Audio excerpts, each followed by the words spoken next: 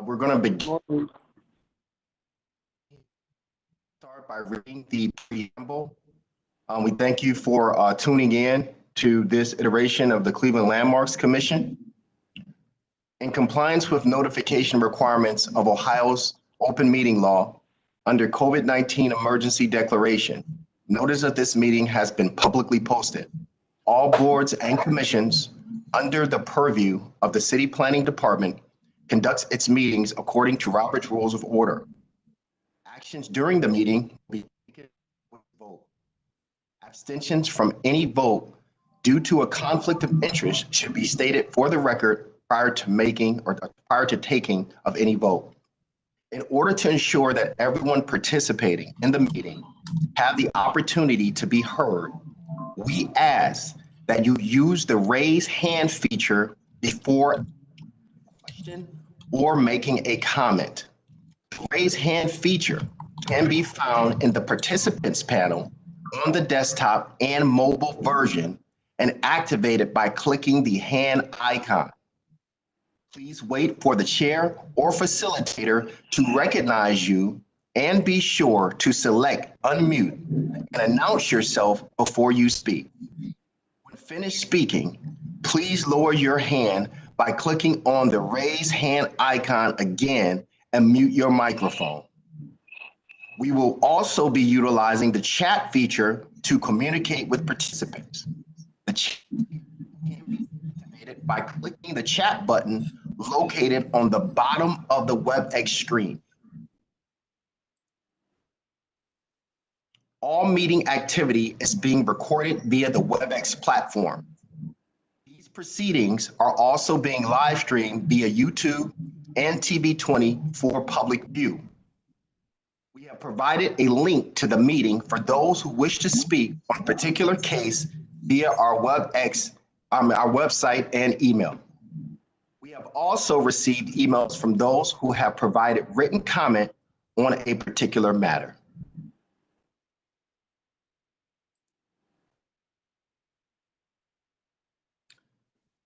Given the events in our world today, we're asking that as a commission, take a moment of silence for 60 seconds to think about what's going on in the world and reflect on how we can be a part of positive change.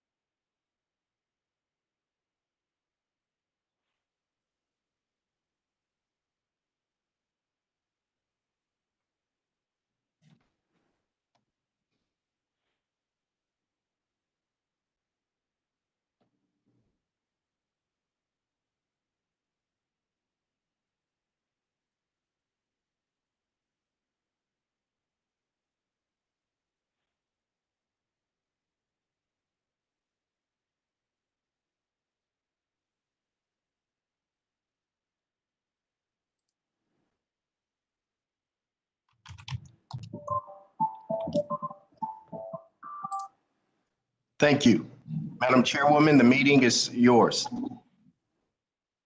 Don't forget to unmute yourself, ma'am. Thank you. Mr. Pettit, can you please call roll? Ms. Anderson. Here. Ms. Bailey.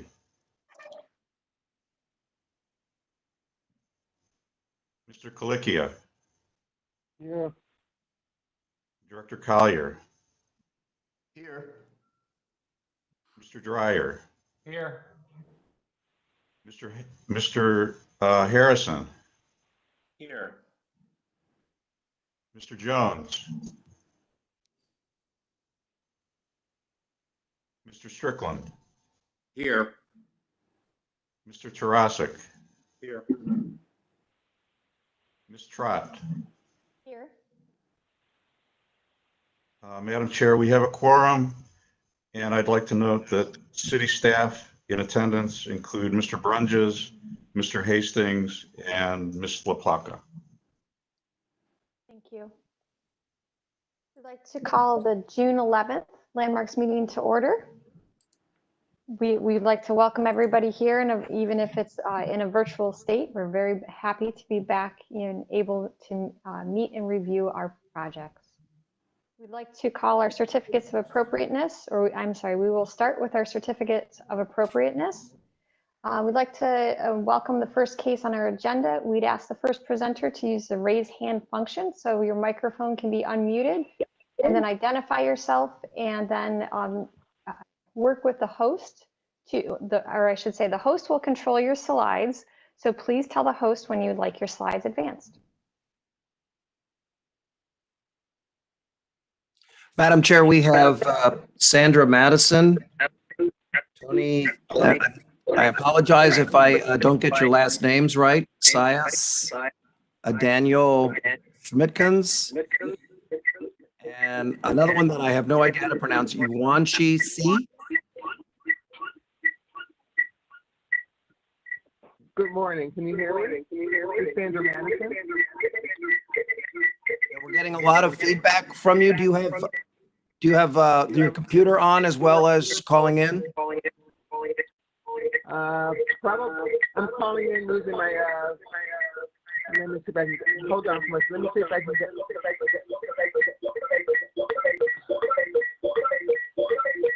Ooh. Okay, I have my. I'm just calling in from my computer in the office, and that probably has my. You need to mute the computer. Okay.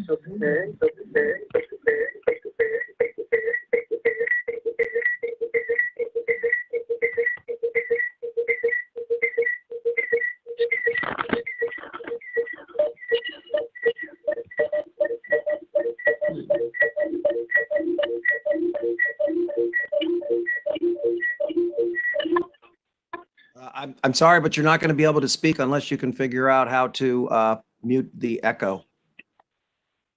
Hold on.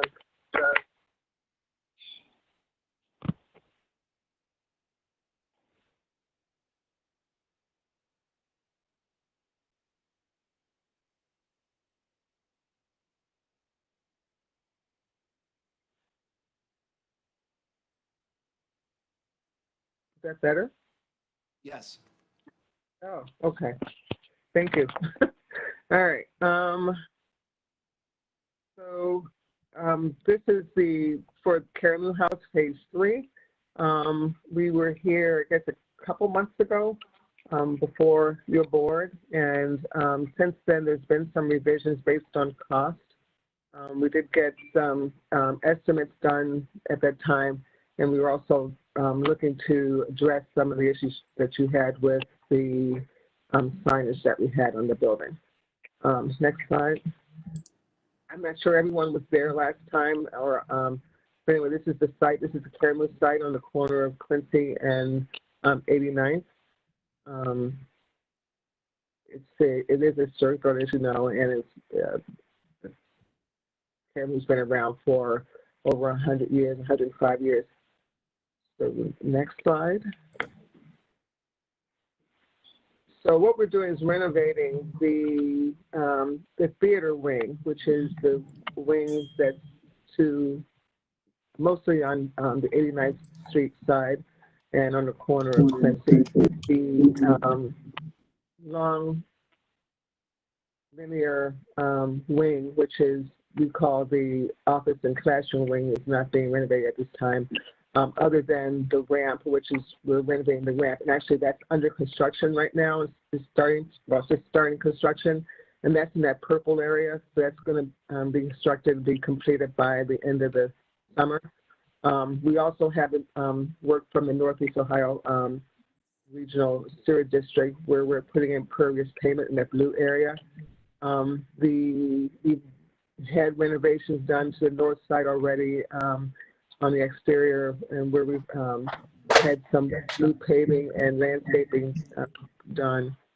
And so this third phase on the exterior, we're providing new landscaping on Quincy Avenue corner side. That's the green area you'll see there. And then also we're doing some additional landscaping and paving, and you'll see it in the light blue area on the parking lot side.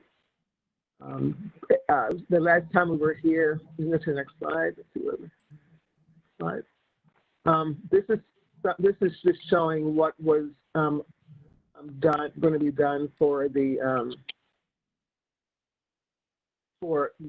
Northeast Ohio Sewer District. So we're switching some of the parking layout.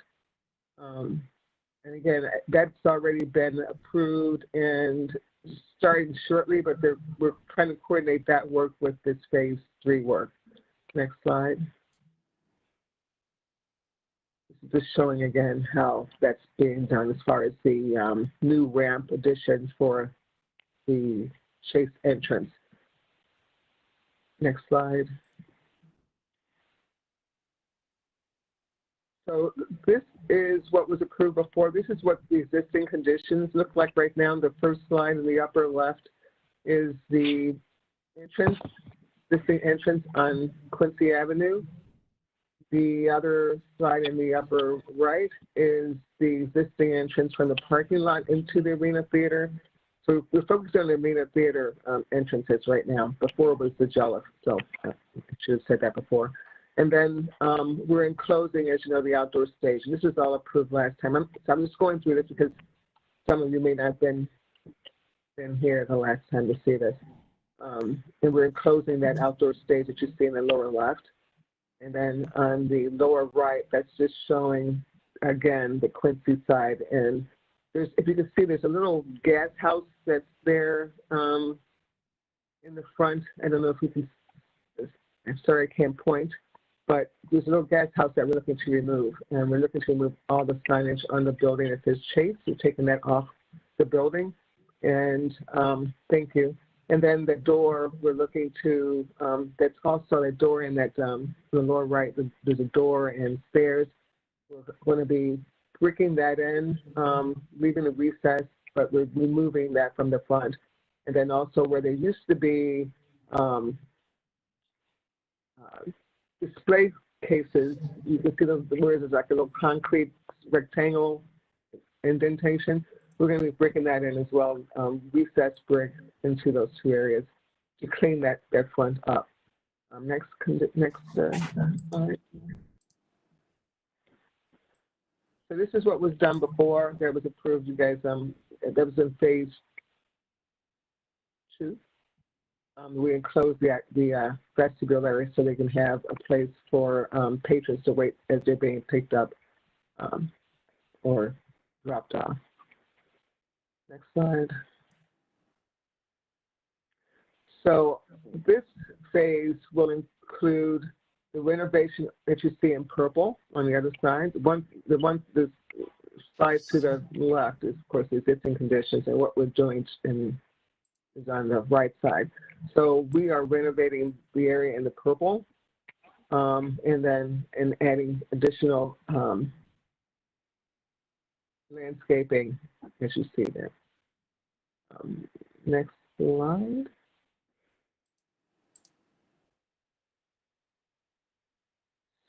So what we're doing actually, this is the building part has not changed. So what has changed from the last time you saw it? So the building was pretty much approved as far as the additions. What we've done is actually pull the vestibule further to the south, so it's closer to the street, so you can actually see it. And as you remember, it was really tucked back. And we want to make this accessible, so we've added a ramp. Before, the ramp was in the deck. Before, we had a deck where you see the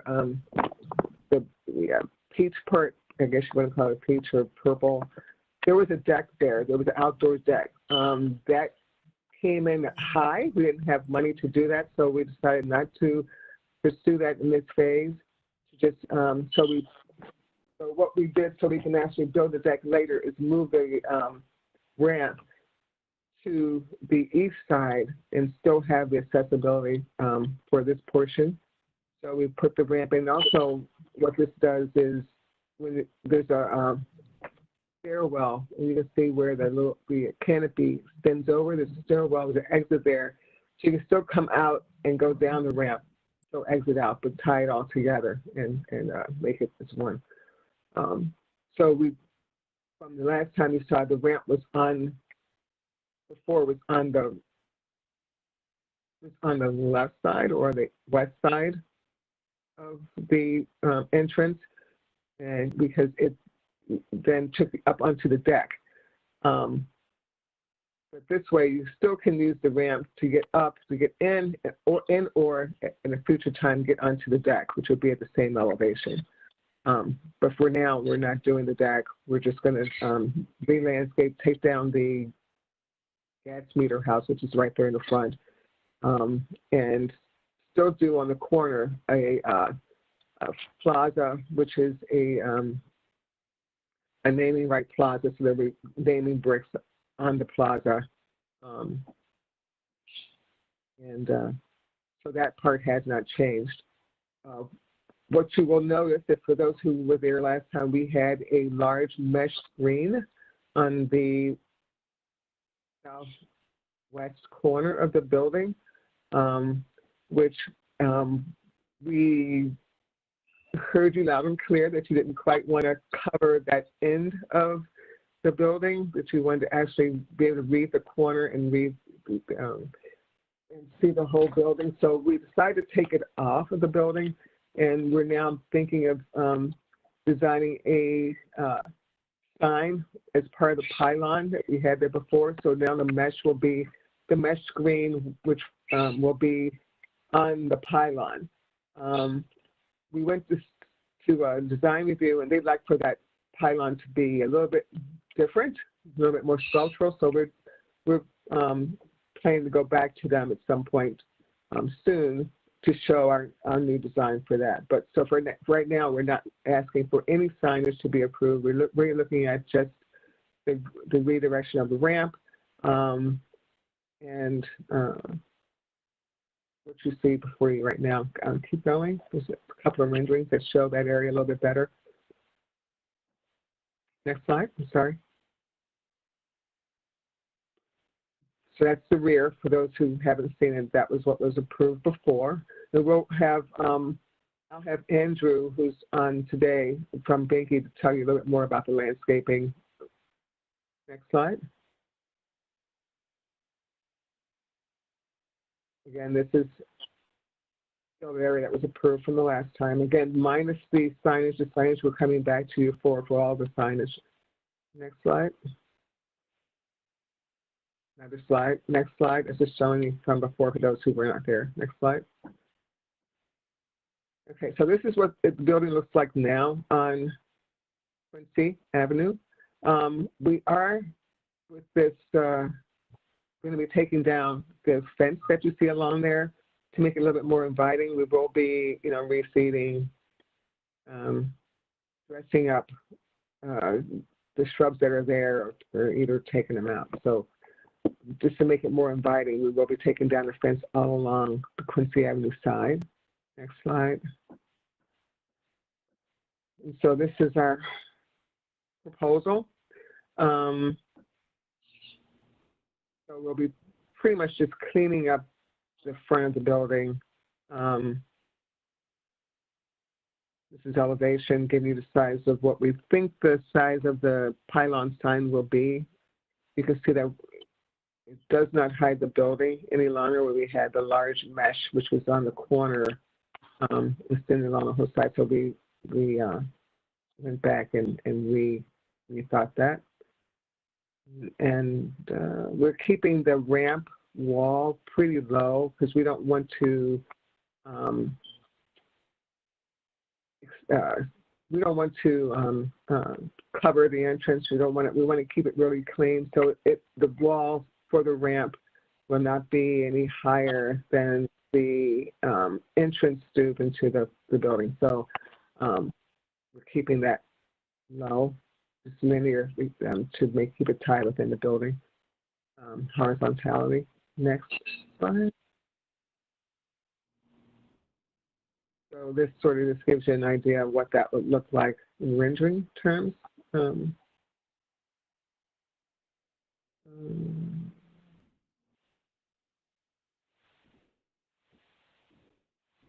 think there's one more. Next slide. There's one more rendering.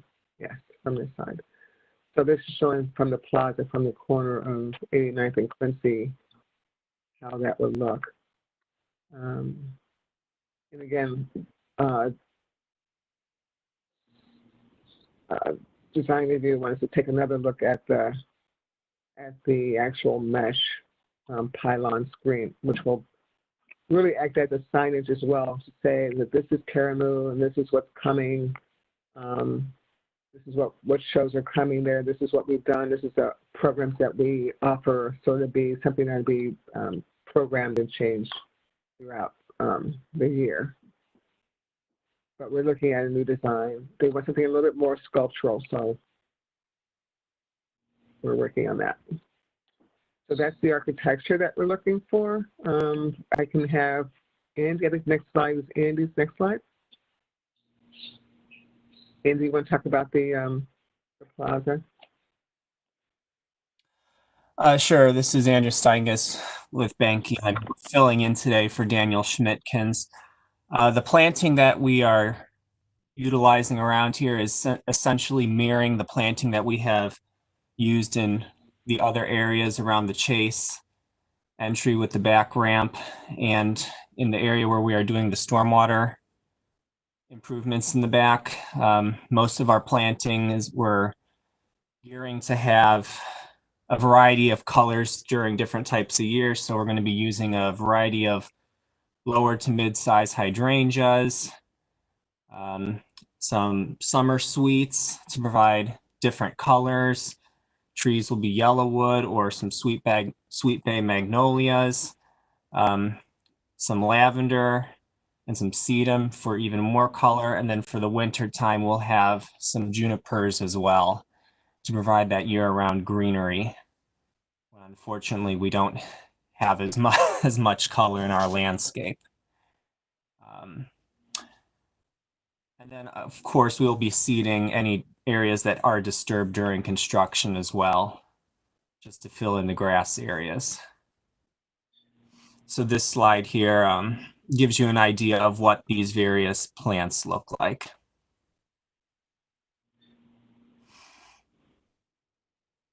And I guess next slide, I don't know what is next. Okay, guess I can turn this back over to Sandra then. Madam Chair, we have Director Collier would like to make a comment. Yes, just a question with respect to the plaza. And around that plaza, there's those blank walls, particularly showing on the Quincy side. And you do a good job of landscaping there. That was a good photo. So if you go, yes. So I noticed that you have heavy vegetation, which actually covers that wall, which is great. My question is about those two trees. Those are newly planted trees, correct? Correct.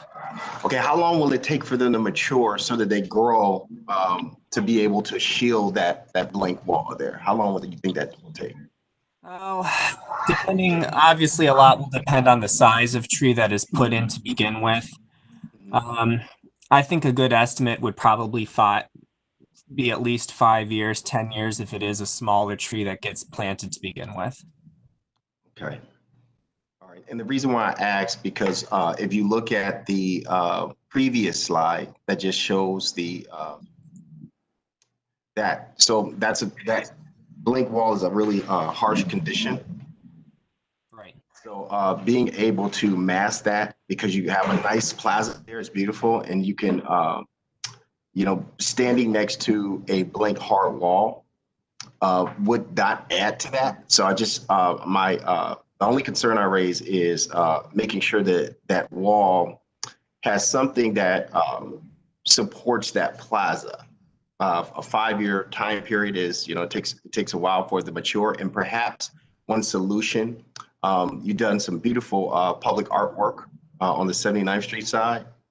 I believe that's not 79th. I forget the North-South Street next to Caremu. But if you can have some type of maybe artwork or something in the interim, just to soften that wall until those trees mature, I think that would be a really good solution if you're open to that.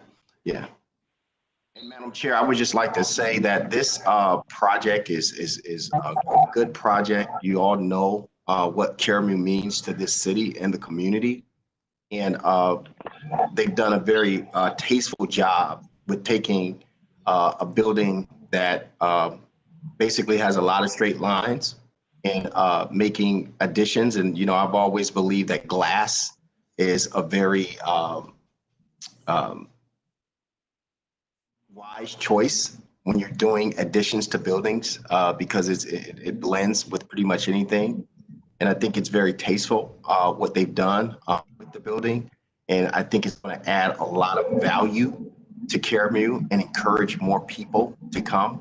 And I actually really think the signage that's being added makes you kind of feel like you're coming to an actual theater. So I think that the recommendations that I've seen are very, very tasteful.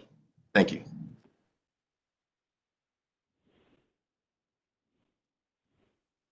Thank you, Director. Is there someone here from the local design review committee that can present the committee report? Madam Chair, I don't think there's anyone here from the committee. This went to the East Design Review Committee on May 26th. It was approved with a couple of conditions: that the color of the bollard match the dark bronze of the building, that they return with signage, including consideration of the Caremu House history, matching the shape of the totem sign, triangular, I'm not sure what that means, and that they consider a sculpture or an art piece for the base of the totem sign. And they also asked for consideration about furniture for the future proposed plaza or patio. I would also like to note that I got an email this morning from Councilman Griffin, and he enthusiastically supports the project.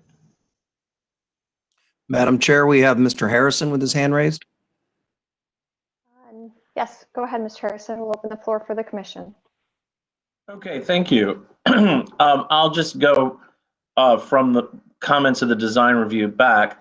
I think a work of art and sculpture would be really beautiful on that plaza, but I strongly disagree with making the totem a work of sculpture, because that should reflect the architectural nature of the building itself. It's in effect an extension of the building and should be in the starkly modernist style that the rest of the building is. So please do not take that consideration just without knowing that I think that would be a mistake. Now, I have a question for the architect, please. So in this rendering on the upper left, you'll note that your setback over the entrance, the clerestory portion at the top, interrupts that sort of rhythmic of portals on the west facade of the right-hand building. Do you follow? No, I'm sorry. Say that one more time so I can make sure I understand what you mean. Say it one time. All right. So if we focus on the entry, the upper portion, in effect, the clerestory portion at the back behind the the Arena Theater sign, interrupts that group, that rhythmic group of portals on the right-hand side. Do you see what I mean? Yes, and actually we looked at that, and it does cover up one of the portals, as I recall. Yes, I think it does. Yeah, it looks like it covers up 2 of them, but you're saying it only covers 1? I believe it covers the one. Oh, I'm sorry. Okay. Yeah, I think it covers the one to the furthest north of it, of the portal. The other one, the lower canopy. I don't remember what that does. It may cover 2 in the 2 that are in the vestibule, and we were looking to. Well, my question is, do you think you could find a solution that would not cover the exterior ones? In other words, push that back slightly so that you could leave that, because that is such a distinctive architectural element to the facade of this building that I would really hate to see it covered up.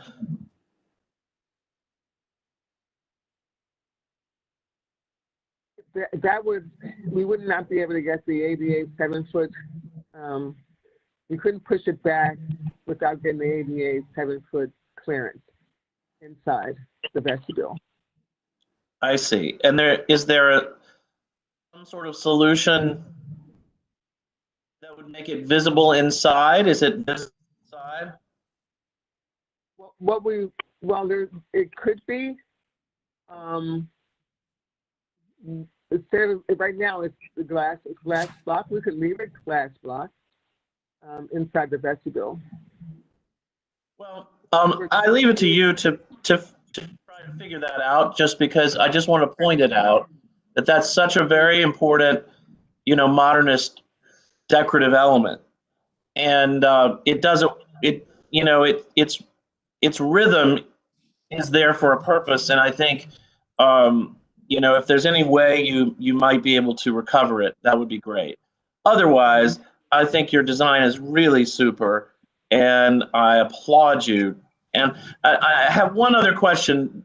If you eventually build the deck to the west, will you move the ramp, or will you still leave it in place on that eastern side?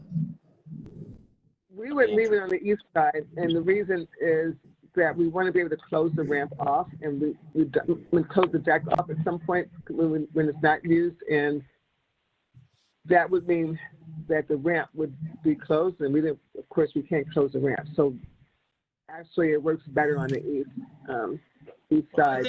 I tend to agree. I think your design is really super, keeping it low like that. It's also easier to manage and to use. And so all in all, I think you've really handled this really well. So thank you very much, and congratulations. Thank you. Are there other questions or comments from the commission? Madam Chair, we have Adrian Bailey. Go ahead, Ms. Bailey. Don't forget to unmute. There you go. Hi, good morning, everyone. I'm back to the architect, Ms. Madison. The ballot, well, I have one question for the landscape. What material is the ballot? Yeah. It is it's like an iron. It's a metal bollard, yes. It's metal, okay. Where are you putting the elevation from the parking lot as well? That's what we're looking at now. Is the brick or anything going to be done, any cleaning to the existing building, or is just focusing on the new entry? We are going to be having it to clean. It is an alternate because of the dollars that we have, but we do have something for cleaning the building. Hopefully we'll be able to take that alternate. Okay. Also, the lower walls for the ramps, for nighttime purpose, are you gonna be having any lighting, in those walls, for guidance? Mhm.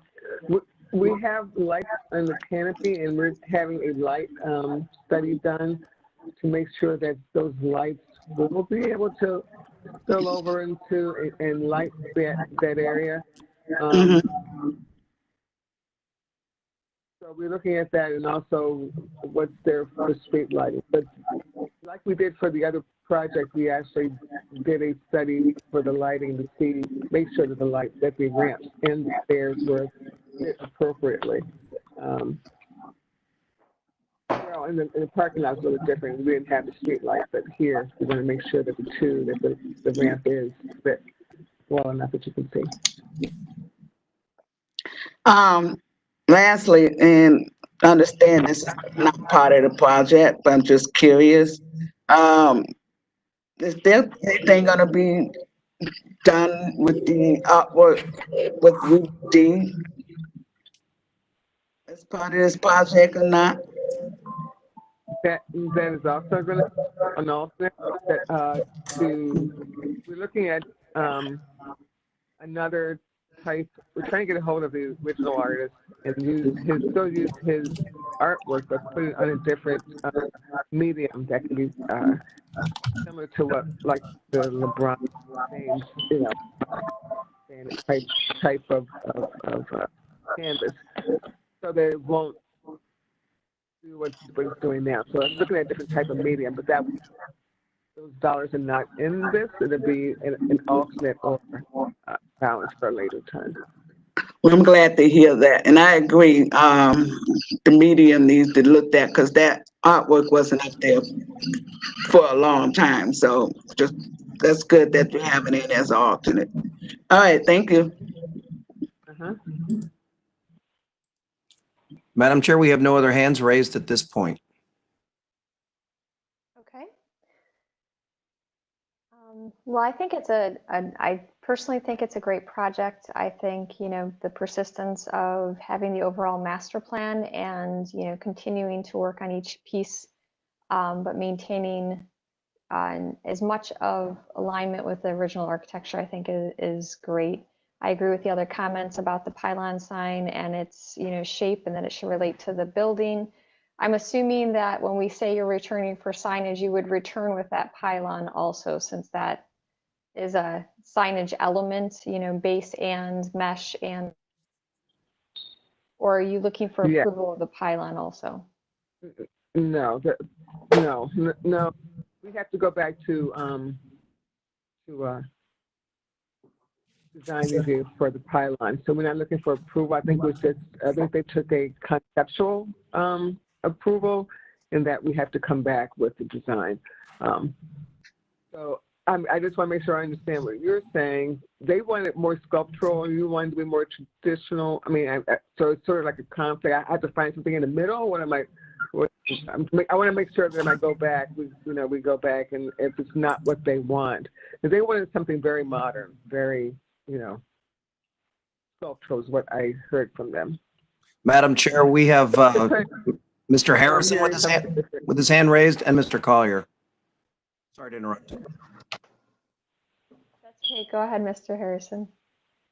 What you have drawn is very modern. It is, in my opinion, you have done it perfectly. And in fact, I wouldn't change one aspect of it. It matches the building. It's very much in keeping with the international style modernism of that building. And I really think that no one should fiddle with it any further. Absolutely put sculpture somewhere on that plaza, but let sculpture be sculpture and not have it be supporting a sign. Yes. Or signage, or in an art installation, as Mr. Collier had mentioned, on that blank wall may be appropriate, and then the opportunity for something more sculptural or, an art installation versus using the sign as that piece of art. Right. Absolutely. And in fact, something sculptural on a building of that period, a wall sculpture, is much more appropriate than, say, a mural would be. So if it could be three-dimensional, I think that would be terrific. And it's also impermanent. It's, you know, it's not going to affect that beautiful expanse of brick. So. Yes, and Madam Chairwoman and commission members, I totally concur. I think that you do not want to overdo this. With respect to that pylon sign with the brick base and the way it's treated, it is very crisp and it goes with the building. I think if you start trying to do too much, you start to muddy the waters. And I do definitely agree. You know, perhaps a sculpture element on that wall, you know, that's more permanent. Maybe you don't go with, you know, trees that mature as much as what you have in the illustration, but definitely plant trees. But I think, you know, having something on that wall may be your solution, but that's not a mandate, but that's just a recommendation for the wall. But I would strongly suggest, and this doesn't happen for me often, but I like totally disagree with Design Review's recommendation about that sign. I think that Mr. Harrison's comments are right on point with that signage. I think you've done it just right. And I think just to note is that, oh, somebody has two mics.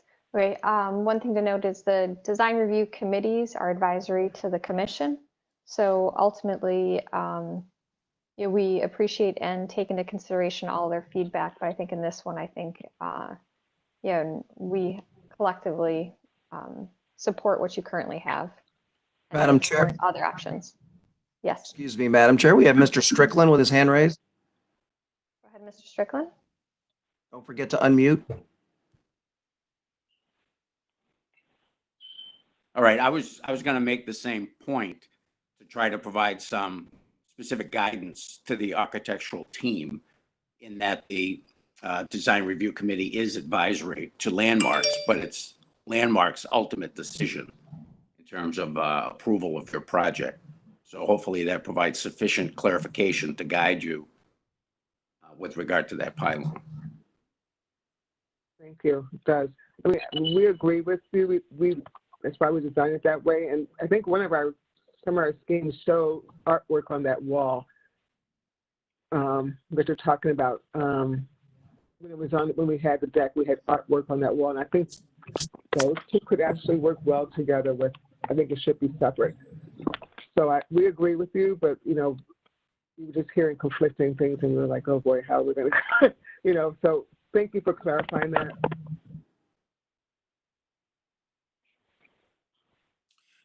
Madam Chair, no other hands raised at this point. Okay. Well, then I would ask for someone to put forward a motion. Chairwoman, I would like to put forth a motion to approve the renderings for the Caramu House expansion project. For the landscaping ramps only. Yes, I could definitely modify my motion to include the landscaping and the ramp elements. And excuse me, we also have Adrienne Bailey just raised her hand. I second the motion. Excellent. We have a motion. We have a second. Any further discussion? I did hear a few conditions between the local committee and our comments. I'll just read the ones that I noted on that. Mr. Collier, if you can confirm if these are correct with your motion. The conditions for approval were returning for all signage, including the pylon, matching the bollard color to bronze of the building, or matching the bollard color, the bronze of the building, consideration for furniture in the plaza, and consideration for art on the brick wall adjacent to the plaza. Yes, those are all ancillary and fine. Any further discussion? Mr. Pettit, would you take an announcer? Please unmute your microphones. Yeah, I have a comment. the bollard, could we go, before we vote on the motion, could we go to that slide where the bollard is? I just have a question about the color matching the building. It's the last slide. The last slide? Mm-hmm. If you have is these the bollards right here? Yeah, that's the bollards, but there's an actual photo of them, actual cut sheet. Yep, uh-huh. Want to see the cut sheet? But that's the bollards, there's a cut sheet that shows it a little bit better. Yeah, I'm just questioning, the bollards just matching, it has to have some, we don't want everything looking the same, gonna have to have some form of accent color so it can be seen easily through the eyes as we walk. I mean, I understand the concept of trying to match with the brick color, but also at the same time, you want to also look at some form of accent to guide, through the space. So in other words, if all the colors is looking the same, you don't want to be running into it. So that's the only question I have about the bollard color matching the building. I like the color right there as it is, but maybe that could be studied before, try to match the building color or the brick. I can make a, Commissioner Member Bailey and Madam Chairwoman, if I can make a point of clarification. I believe that it was stated that the bollards would match the bronze finish. Oh, okay. My understanding of the bronze finish would be sort of the newer elements to the building so that those bollards would pick that up and carry that out into the plaza. That's my understanding. Okay, well, that's much better. Matching the bronze trims that you see. So that's even much better because I thought the comment was matching the red brick color. But yeah, that's much better. Matching the black, the color, the trims of the building. And yeah. Madam Chair, we also have Mr. Harrison with his hand raised. Mr. Harrison? I think alternatively, I haven't run into many bollards myself because I didn't see them. I think maybe even a bright, shiny, polished steel, that would match the limestone color might be helpful too. I just think that the architect should look at ways in which to make that the most effective and not so much necessarily worry about the aesthetics of it, because I think the whole point of having them there is to be effective. Yeah, I mean, the color right there looks more of a gray and steel color. So look at that and study it. So, because I'm okay with the metal gray color as well, what Mr. Harrison said. Okay. After you study it, we just submit the final color to staff. Director Collier would like to speak again. I actually was going to suggest that. So I do want to say that the motion that I made hasn't changed with that clarification. So the motion that was put on the table is still consistent. I did have one last question, not to prolong this, with respect to the sidewalks, because the sidewalks condition in that area, that is very important that happens and that's improved. And I just want to go on record saying that the illustrations show those improvements, and the infrastructure is really important with respect to making this site really look the way it should. So I just want to go on record saying that, but my motion has not changed as a result of the dialogue. Thank you. Madam Chair, we also have John Rakoskis raised his hand. Did you need to speak, sir? No, I'm sorry. I'm waiting for another item and I just hit that by mistake. Thank you. Okay, so thank you for the clarification, Mr. Collier. Do you have enough feedback on the bollards, Ms. Madison? No, I just wanted to get a clarification on the sidewalk improvement. So you're suggesting that we add that to our, right now, I think we had when we had the deck, we were gonna replace it because we were probably gonna be tearing up a lot of it, but now that we're not doing the deck, because we wouldn't be tearing up much of the sidewalk, I agree it needs to be done. It's not in the budget right now. It's something we want to see if we can get that in as an alternate or something, or how would you want to do?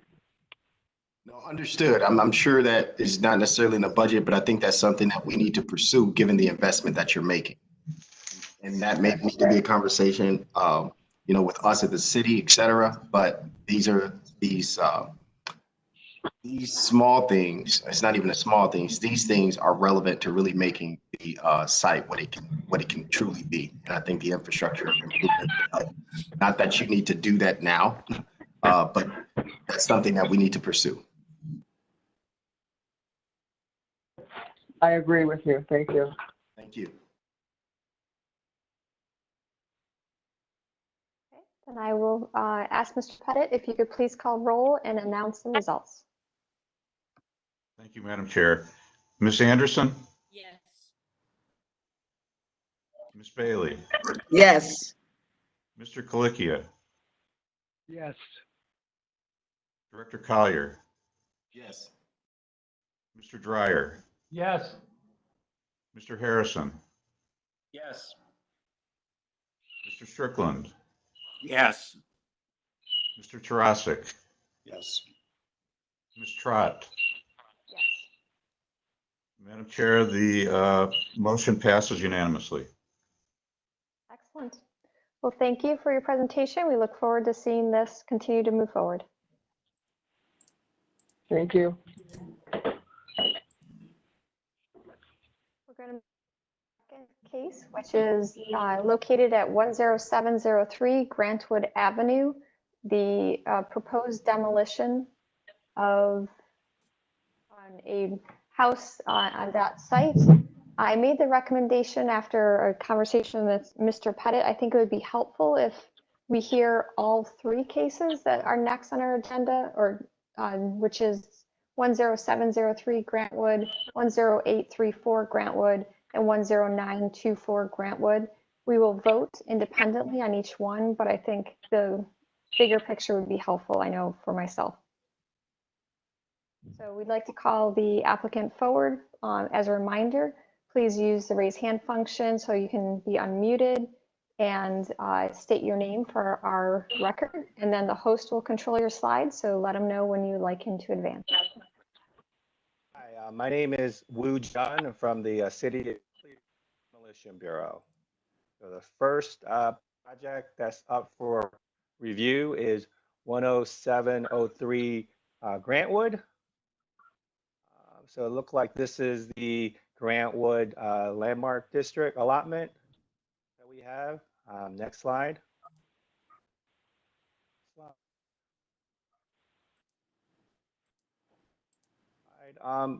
So, this is just the overhead view and a closer view. Next slide.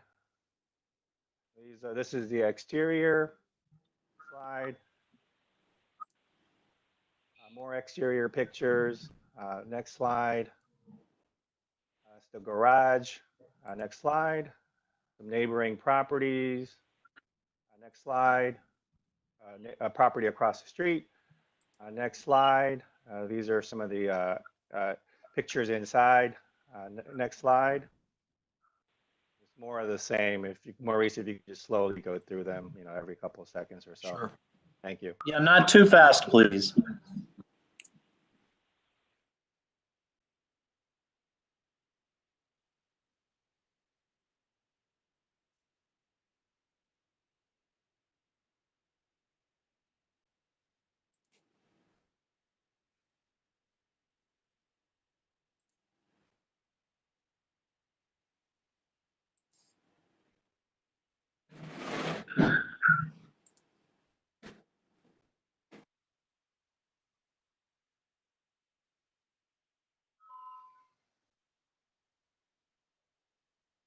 And that's it for 10703 Grantwood.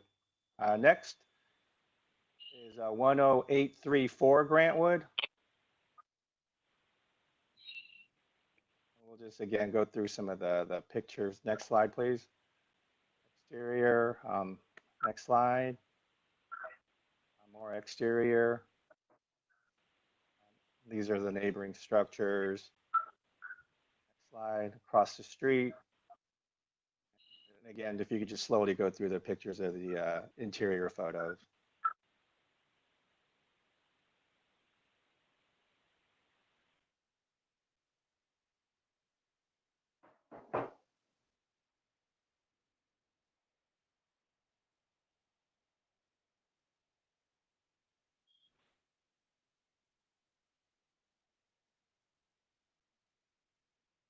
With respect to 10834, we've gotten recent complaints from a neighbor, so this is why we're here. The next one is the 10924, and this is the exterior of the structure. The porch has collapsed.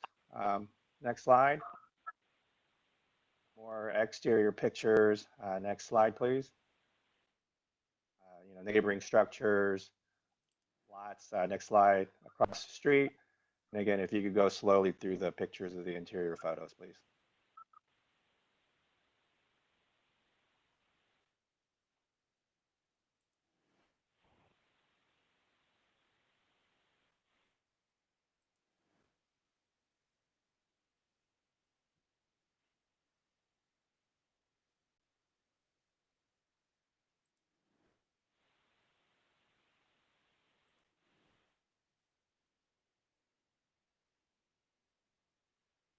This particular address was at the request of Councilman Conwell.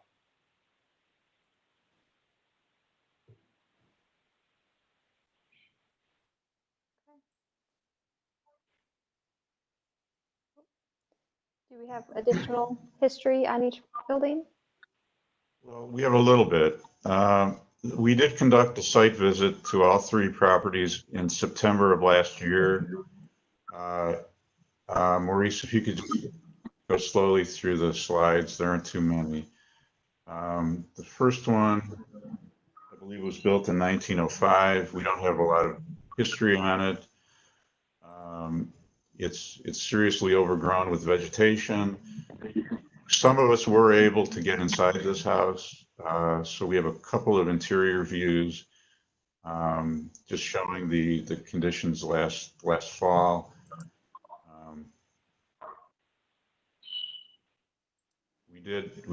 We did talk to the neighbor on the site. There were concerns about people, entering the building, that it wasn't completely secured.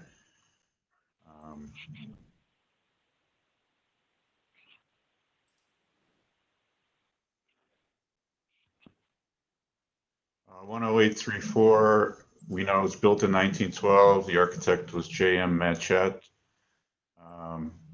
Again, we only have exterior photos, but you can see the serious deterioration of the porch and some issues at the back of the house.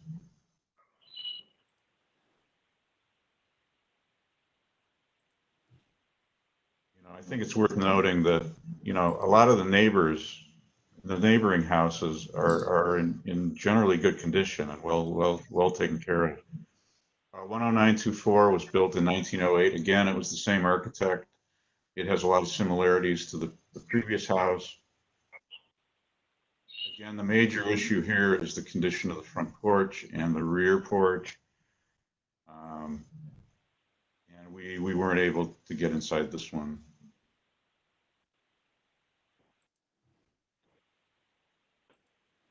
I would reiterate what Mr. John said earlier, that we have received a lot of complaints from the neighbors on these three houses.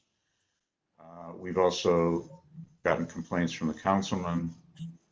This did go to the Design Review Committee back in December. Maurice, can you move to that slide? I'm sorry, which slide? The Design Review Committee report. It should be the next one. Yeah. Okay. The committee reviewed all three in December and voted to disapprove the demolitions. Their comments were that demolition is not recommended for any of these properties, but they would like to see them stabilized, especially the front and back porches at 10924 Grantwood, stabilizing porches, recommending that to the councilman, and that all 3 properties be secured to prevent access and additional damage and decay.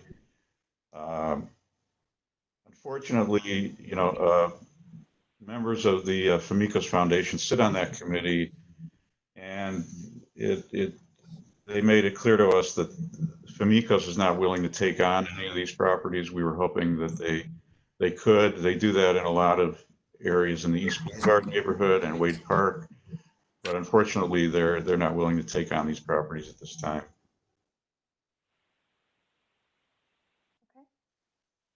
Is there anyone here from the councilman's office to speak on behalf of these? Or from the public neighborhood area? Madam Chair, we have no one with their hands raised. Anyone from the Restoration Society?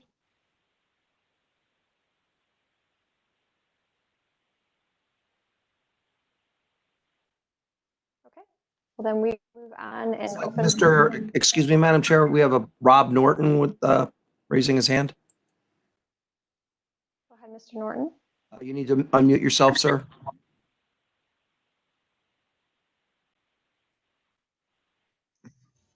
Good morning, everyone. My name is Rob Norton with the Local Design Review Committee for the Grantwood Estates. Just to add to what Mr. Pettit conveyed about our review of these properties, despite the obvious distress for these properties as well as many others in the East Boulevard, Magnolia, Wade Park, and Grantwood Estates historic districts, our committee tends not to look favorably on any demolitions of historic properties. As described by some of our members, there are plenty of missing teeth, if you will, on streets like Grantwood, and the prospects of any replacement construction, at least at this point in time, has not been very likely in these historic districts as compared to the restorations that fortunately Famicos Foundation has been very successful with in the past and continue to. Although, as Mr. Pettit indicated, Famicos was not ready to take on these properties at this point in time.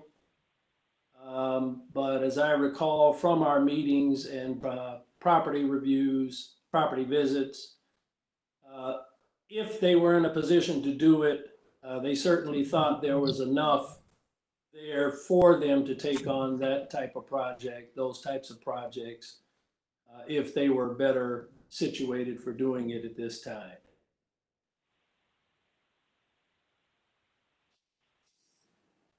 Thank you for that feedback. We'll open the floor for the commission then. Questions or comments from the commission?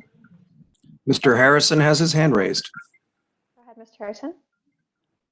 Thank you. I participated in the site visit and I saw all 3 of these properties. And my question really is one to my colleagues on the commission, including Director Collier, about, which is better, retaining these houses for future development, if possible, but given, the state of at least 2 of them, they are beginning to present a security risk, health and security risk, but also,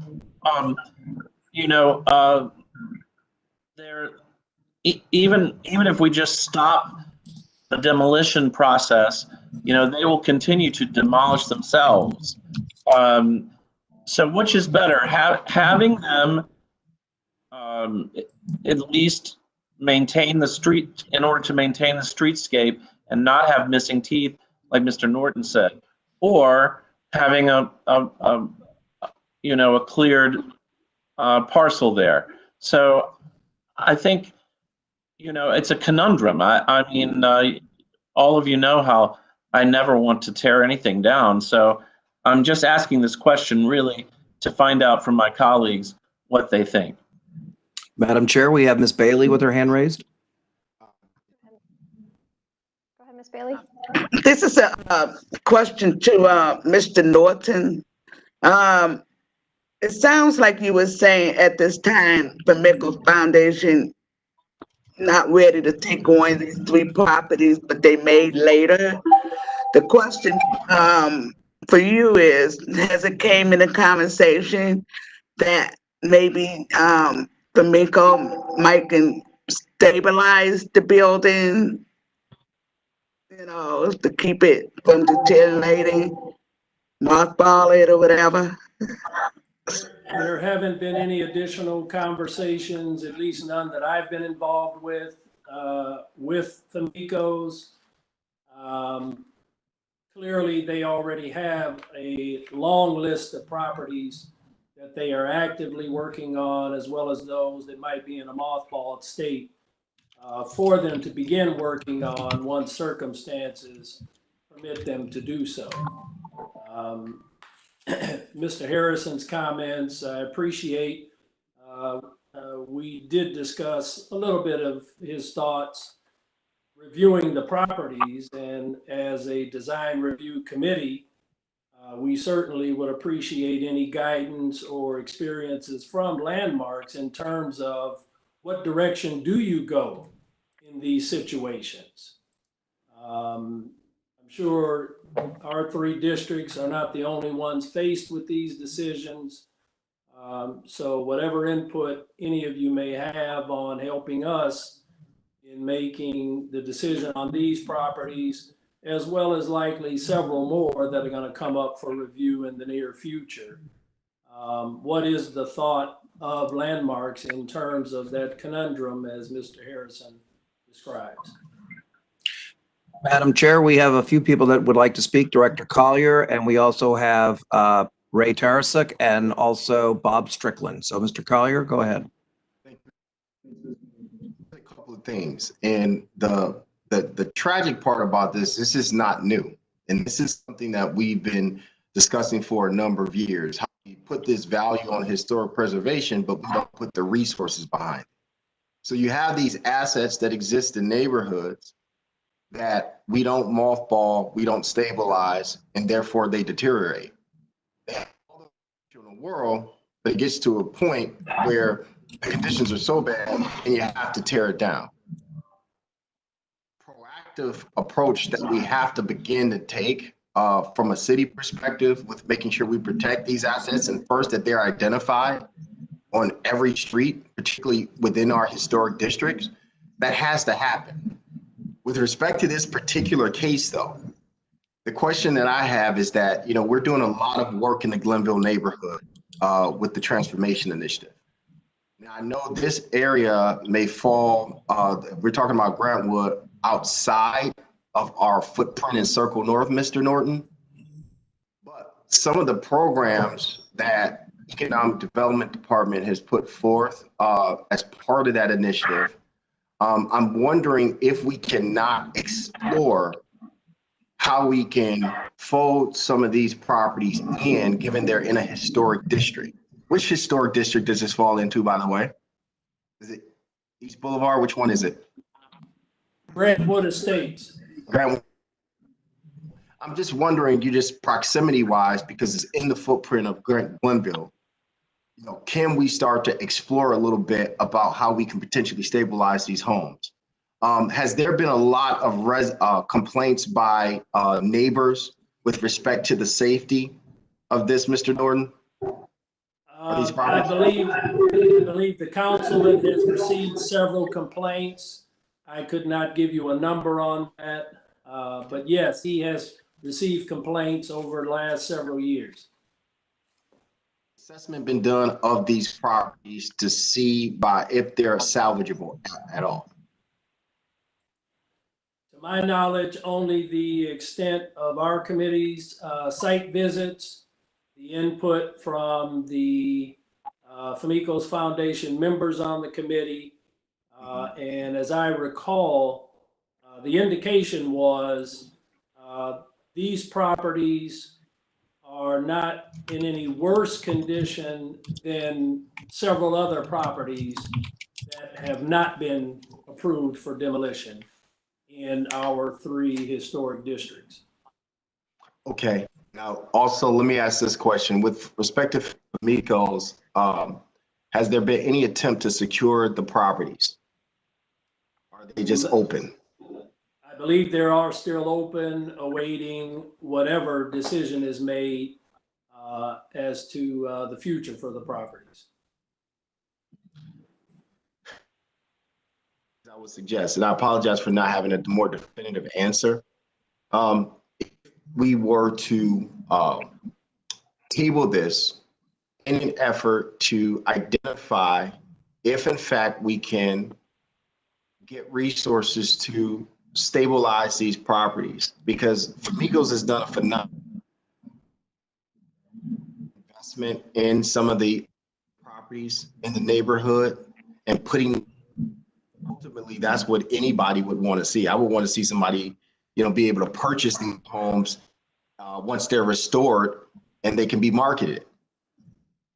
There needs to be some time to really dig deep and explore this. This is my first time of really seeing this because it's on the agenda. With respect to building and how, who do we have? Wu. Can you tell us building and housing's perspective on the conditions of this as far as us kind of having a little bit more time? Oh, yeah, I mean, I'm okay with holding off on doing anything. And if you guys need us to remediate the porches, I believe we have the ability to do that. With respect to the 934 or 924 property, we can take care of the porch, I believe. Right. And the condition of the street, Grant Wood, outside of these properties, Mr. Norton, from a neighborhood resident perspective, how would you say the conditions of Grant Wood is through the lens of the neighborhood as a street? I can't really speak for the residents on Grant Wood Street. As Mr. Pettit indicated, the majority of the houses on the rest of the street are well maintained, at least to the extent the residents have resources to do so on these historic properties. As we've discussed before, once you start talking resources, that goes into a whole nother conversation. But as a whole, the one resident we spoke to on the site visit to the 10703 property, which I'll also just comment is in the best condition of these 3. The woman indicated she had been living in the home right next door for over 10 years. She felt it was a neighborhood that she wanted to be in, had no intention of leaving, has a very well-maintained property. And I would venture to guess anyone, not just on Grant Wood, but anywhere in our 3 historic districts, they've made the decisions. They're settling in for the long haul, and that's why they make the investments in those properties. Even in the case with the woman we spoke with next door to 10703 Grant Wood, that house was empty when she moved in. So certainly probably in better condition 10 plus years ago. But she made that decision to invest despite indications of the demise of some of the neighboring properties. So I think the street's pretty well maintained. I don't know of any flood of residents trying to leave, but that's a whole nother discussion. But we just hate to see where you have residents that have settled in, they're going to continue investing in their properties, just to have to, see one destroyed if there are other options for saving the properties.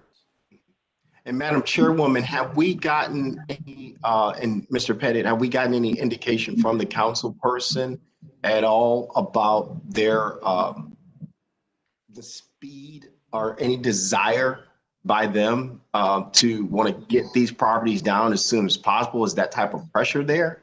Because I would strongly suggest that we explore these a little bit deeper, particularly because if Grantwood is a street that is relatively intact with respect to the historic properties, and you have 3 that has some potential or could possibly be resourced, then we should probably take advantage of that. If this neighborhood or this street was just blown out, I probably wouldn't even be having a conversation. But again, if you can identify, a few anomalies that can be saved, that can help to continue to keep the street stabilized, I think that's worth the time.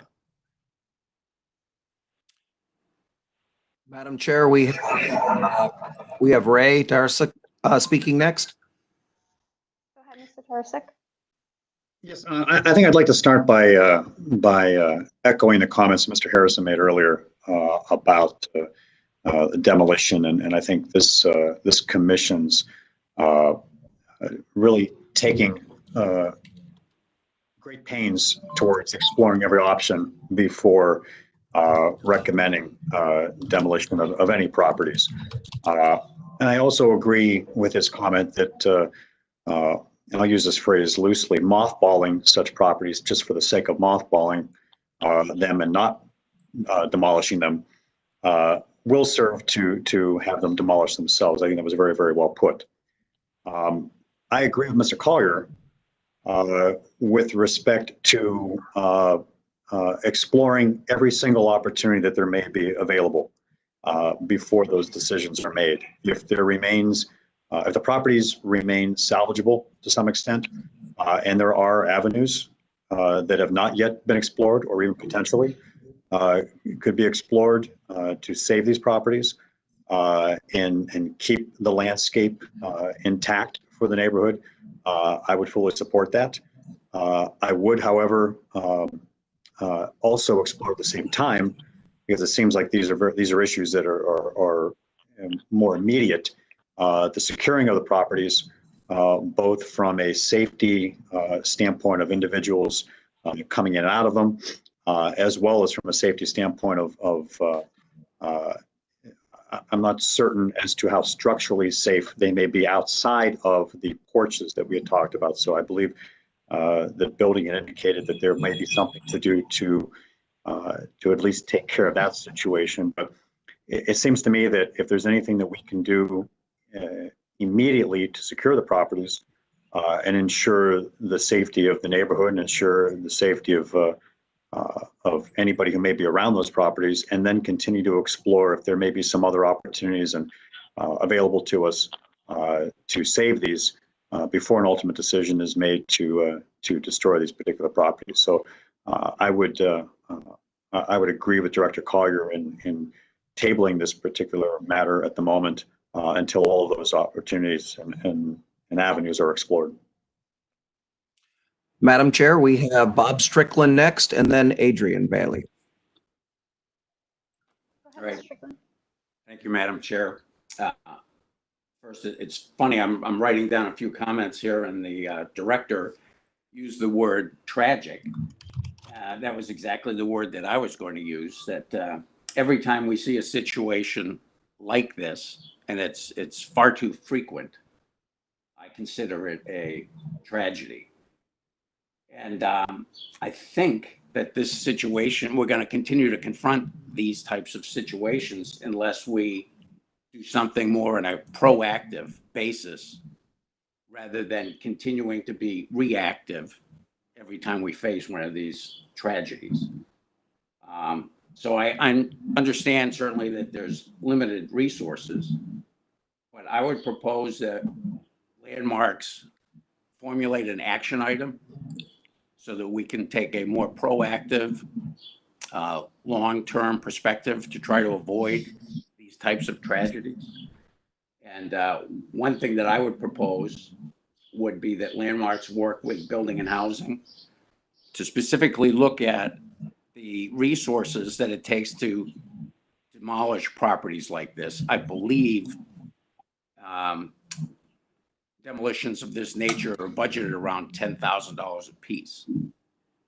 I would propose that we work with Building and Housing to formulate a procedure where we assess these properties that are in jeopardy and try to establish what it would cost to stabilize them as opposed to demolish them, and have that part of a consistent process that's implemented as properties of this nature are evaluated. And as a further initiative, I would propose that we try to identify properties that might fall into jeopardy earlier so that it would be less expensive to stabilize and try to save them. And I think that one way that we could effectively do that is develop a process with the county so that we could identify when properties go into a delinquent tax situation and have a specific process working with the county to identify specific, especially historic homes within a historic district, to flag property delinquencies and try to be more proactive in working with the property owners to have them remediate violations quicker so that we have less incidents of these kinds of tragedies. I know that Landmarks had limited resources in terms of staff and time, but I think it would be time well spent to carve out time to work on that type of initiative. Madam Chair, we have Ms. Bailey, then Mr. Pettit, and then Ms. Anderson. Could we go to the house where the porch is in extremely bad condition? I want to see that. And this is a question for Building and Housing. Is this the one you wanted, Adrian? Yeah, I have one that shows the full view of it. Yes. Oh, okay. This one? It's two of them that has the porch just like that? Or, yeah, like, this is a question to Mr. Wolf from Building and Housing. You mentioned earlier, if we table this and not vote on it, you made a comment about demolishing the porches. So can you explain exactly what you're gonna do? My question is, some of these items being saved if it, in the future could kind of be rebuilt, almost look the same how it looked, like some of the columns look bad, or the stones that's holding them up. So that's a question for Building and Housing. So generally, because these are not owned by the city, Building and Housing has limited capacity. They can only abate public nuisance. So we are only able to either demolish or abate the public nuisance. In cases of a porch collapse, we could demolish the porch. And with respect to saving any of the existing features of the porch, the demolition company would have first rights at those. So it's nothing that we could do to save those materials. Can I make a suggestion to Madam, the Chairwoman, to the commission members? Obviously some of these houses have conditions that are like pretty bad. Like you look at like the roof on the porch.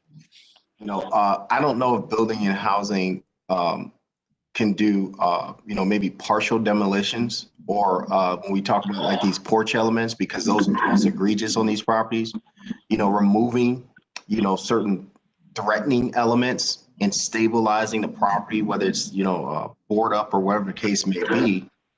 Because I'm wondering if you are able to take away certain portions of the property, could it make it easier for a developer interest to come in and, take it from there. It's, if I'm coming in as a developer and I have to deal with the mitigation of the deterioration, that affects my project costs. But if the effects of that deterioration are removed, prior to me coming in and considering doing something with a property, does it make it more palatable for me as a developer interest? That's just a thought. But because I know that the conditions of these properties, if I'm living next door and I'm seeing this every day, my perspective is much different than what we're talking about right now. I'm tired of looking at that, and that's the calls that we get. So I understand that. But I just, I see where we got to deal with this on a level somehow. And the suggestion that was made by one of the commission members was I think very interesting, and I think it's something, Don, that we definitely should explore with respect to how demo dollars are being utilized. Could you put more resources or match those demo dollars for stabilization of certain properties to make the prospect of saving them much more palatable? So this is a complex issue, because we have to look at it from both the resident perspective, if you're living next door seeing this, but also looking at the longer term potential of what can be saved or what parts can be saved that can help bring value back to the neighborhood. So that's the conundrum. And someone used the word conundrum, and it is in many ways. But we have to determine on these 3 houses, is it worth that time? Do these, they can last, while we explore these possibilities. So that's a very hard choice. It's not just bad house to tear it down. And it's definitely not just a situation where it's, we need to preserve it and let's go. We need to figure this out. And this is not an easy situation. Madam Chair, we have Mr. Pettit next, and then we have Michelle Anderson after that. Mr. Pettit? Thank you. I just wanted to address a couple of issues. I completely agree with Mr. Strickland's comments about trading demolition dollars for more proactive, stabilization and mothballing dollars. We do have a recent precedent. The Cleveland Restoration Society has been working with Director Donald in the building department to stabilize a couple of houses on East 46th Street, the Doll Mays houses. They're individually designated. They're very significant, and the Building and Housing worked out a way that the porches could be removed to stabilize the houses because the porches are in serious state of collapse. That's happened. It's part of a continuing process that's going on with that house now to find other solutions for restoring it. But I just wonder if we couldn't use that as a model on some of these houses on Grantwood. In terms of the councilman, I haven't talked to him lately. I was hoping he'd be here today. But my understanding is his real concern right now is with the house at 10924 Grantwood, which is the one with the worst porch condition. But I don't know. I think I should have another discussion with him. I'd like to know if removing the porch and securing the house is a good interim solution for him. But I agree. We need to look at the bigger picture solutions for all the houses like this in this district and in others. Madam Chair, we have Michelle Anderson next, and then Mr. Marin has his hand raised after that. Thank you. Go ahead, Ms. Anderson. Don't forget to unmute yourself. Thank you. I was at the site visit last September and the interior of 2 of the houses, but we got into 10703 Grantwood, and it looked very salvageable to me. was not, I don't think it was structurally compromised. You know, there wasn't a ton of water damage. Definitely looks like a salvageable house.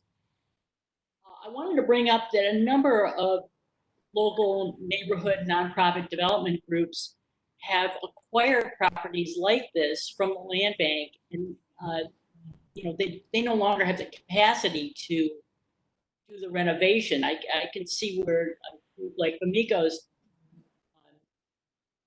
does not have the capacity to renovate all the houses. What the neighborhood groups would do is they would identify you know, reputable rehabbers and reputable developers and sell the houses to them for $5,000. I don't know if that's something that, you know, could be utilized here. I think it's something to look into. And I like Ms. Bailey's suggestion of trying to store and maintain the historic elements of the port, as opposed to letting the demolition contractors take it all as salvage.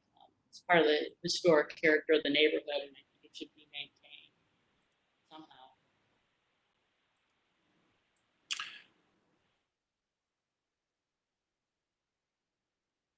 Madam Chair, we have Mr. Marin had his hand raised. Mr. Marin, did you want to comment? Yes, I know I'm not part of this commission. I'm here for a later project, but if I could just weigh in, because in my younger days, this is how I got started, buying homes that were in very poor conditions, renovating them, and then leasing them out. An interesting article that I read, maybe a week ago, is that Cleveland, Northeast Ohio, is one of the best viewed areas for flippers, if you know what I mean by not the shoes, but taking houses and renovating them and flipping them, is one of the best areas in the country right now, better than major metropolitan areas, because you can see a higher return for that. So if a program could be set up on something like this, and the city has done a great job, for example, on the tax abatement program to induce developers to do things. If somebody could set up a way that there's a fund starter or something where you take any one of these houses, say with the bad porch, and let's say you allocate, I don't know, $20,000, and you fix up the porch, put a new roof on, and you replace any of the windows that need it, so that A, it looks better for the neighborhood and the residents, and B, then some marketing data be put together, like the rents for this area, and a program where and market it to even out of town developers that says, look, you can get a great return, we'll give you the house for $1 or something, and this is a good project for you, and see if you can set up a program, and you identify your best houses, obviously, first to market, and put a whole marketing package together through. That's my suggestion. I'll stop. Madam, let me raise my hand. Go ahead, Mr. Collier. So, one, I want to thank Mr. Mayor for that. I was typing in the chat box. We need a end-to-end strategy, and one that you could market that takes into account the front end identification and assessment, the bringing together of all of the parties, the marketing component, and also maybe even including some financial institutions or interests in that conversation. Because if you can develop a solid program, then you have something tangible. It's not one-off advocacy about individual properties. It's more to say, these are the universe of properties that are out there, and how can you bring these properties back to market with a solid end-to-end strategy? And I think really that's what's needed. And I was thinking, maybe there is somehow a working established. Now, our community development department is working on a 10-year housing plan. And maybe perhaps as part of that, we can kind of put that strategy in that, bake that in there with respect to the 10-year housing plan for the strategic preservation of historic properties in the city and recommend an actual program so that that can become part of a civic strategy. So I totally agree with Mr. Maron's comments, and really that's what's been needed, for some time. But I think now's the time, given the climate that we're in, and everyone's kind of gearing up. We're going to be updating our comp plan next year. So there's a lot of timing issues that can make this something that people will now start to pay attention to. So I just wanted to throw that out there. And I know we have a decision to make today, but I think, as we consider this, there are obviously what Mr. Pettit brought up, some models that may, yield some, tangible benefit with respect to maybe one or a couple of these properties. Maybe one has to go, maybe a part of one has to go. So our decision today on these properties may not be just demolish or tear down. It may be a combination motion that's put on the table, Madam Chairwoman. Madam Chair, we have Adrian Bailey wanted to add a comment.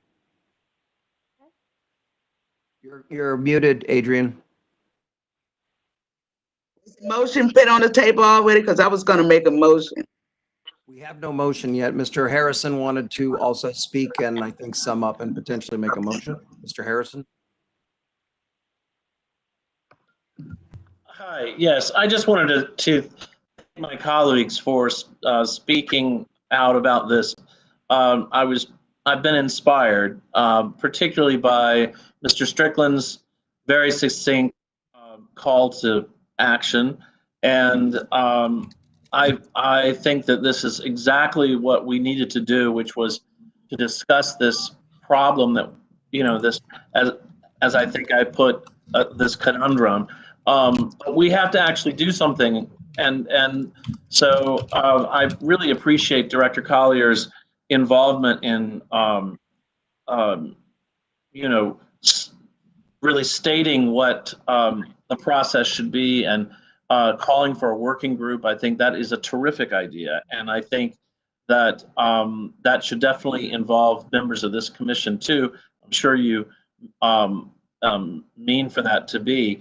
And I just wanted to add that, looking through these, I was on that site visit with Commissioner Anderson and others, and particularly these two works, these two houses by Matchett are really fantastic designs, and all that's really marring them are these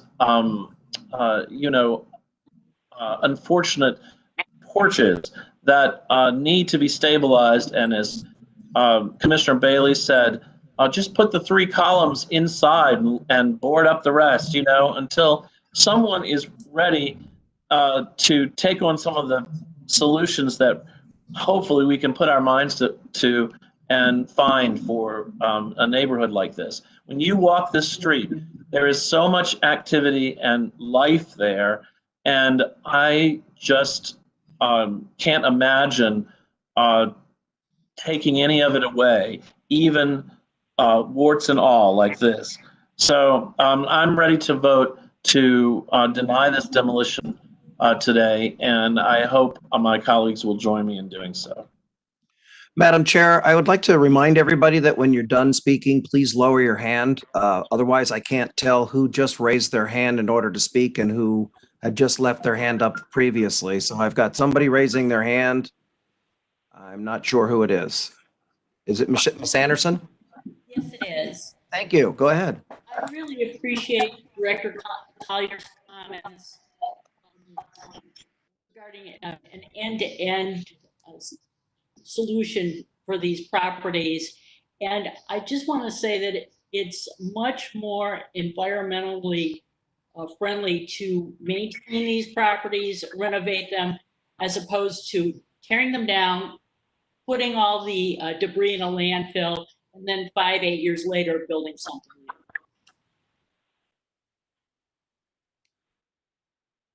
And Madam Chair, I have no other hands raised. All right. Well, that was very active conversation, I think. Yesterday. That was one reason why I felt Mr. Pettit and I agreed that all three of these should be presented together, because I think we have to, sometimes we get focused in on a property or a proposal and not the bigger picture.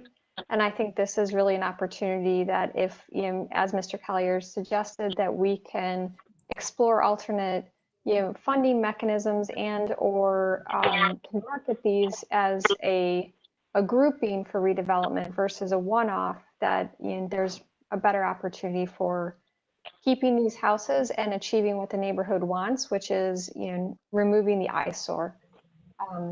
So I think I've heard loud and clear that I think there is the lack of support of these proposals. So I would ask someone if they'd like to put forward a motion on the first project, because we do have to vote on these three separately, with any conditions that you would like to attach to it.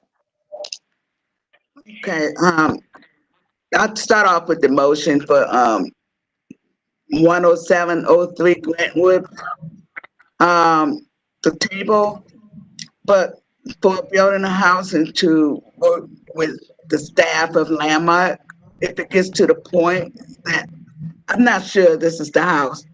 I can't see the photograph, but if it's not the house with the porch, then I just want to table it. I just want to, is this the one with the house, the porch? Okay, yes. Building a house and work with the Landmark staff. If it has to get to the point that it has to be demolished, that some of the items on there can be saved, especially the stones that we built the same condition. But I agree with everyone and hopefully looking at exploring other opportunities. So if it can get some solution right away on those portions, that's great. If not, building a house and work with staff on how, demolishing and serving those items. So that's the motion for 10703. Ms. Bailey, can you clarify, please? We're looking at one house, and I believe you're making a motion on the first house. Yeah, I want to make sure we're clear. Is this I'm going in order that it was presented in 10703. Okay. Well, then that was the wrong comment, but that's the same comment on the other two houses. So for 10703, table it, is my motion for this until resources is determined how to resolve this. That's my motion for that.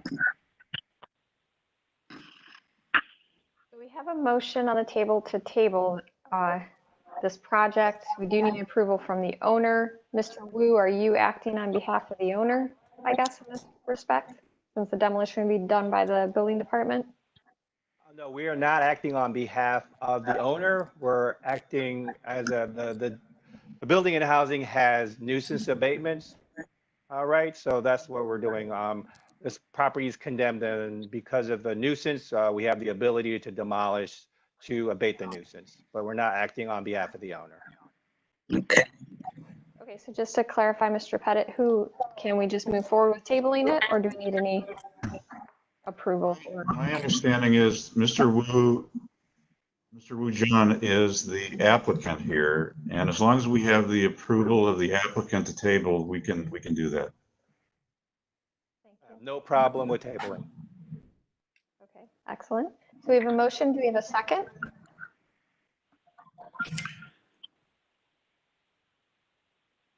Do we have a second to table this? Madam Chair, we have Mr. Harrison with his hand raised. Well, I was going to second it, but I think Ms. Anderson seconded it before I did. Okay, so we have a motion. We have a second. Any further discussions on the 10703 Grantwood project? No? Mr. Pettit, please call roll and announce the decision. Ms. Anderson? Yes. Ms. Bailey? Yes. Mr. Colicchio? Yes. Mr. Collier, Yes. Mr. Dryer, Yes. Mr. Harrison, Yes. Mr. Strickland, Yes. Mr. Tarasik, Yes. Ms. Trot. Yes. The motion passes unanimously. Okay, Somebody like to put forward a motion on 10834 Grantwood? I'll do that. I was gonna go back to my original comments I was making. The motion is to table this, depending on the resources to get the portions, at least stabilized. If that can happen in a matter of fashion, that building and housing work with the staff when they start demolishing this to preserve the columns and the stones and the railings until it can get rebuilt in the future. So that's my motion. Madam Chair, we have Mr. Harrison. So I have a question. If we're tabling this, wouldn't they still have to come back for demolition approval? I don't want to table this and leave it up to another body or other people to decide to demolish this. Well, let me correct that then. At this point, I'm gonna revise my motion that we tabling is no motion, no demolition or anything that's gonna occur. That all the discussions on trying to find the needed resources to stabilize the building, the homes, as well as the push. That's my motion. So we're sending the demolition part out of it. So your motion is to table the project until they come back with a presentation and new proposal. So we have a motion. Do we have a second?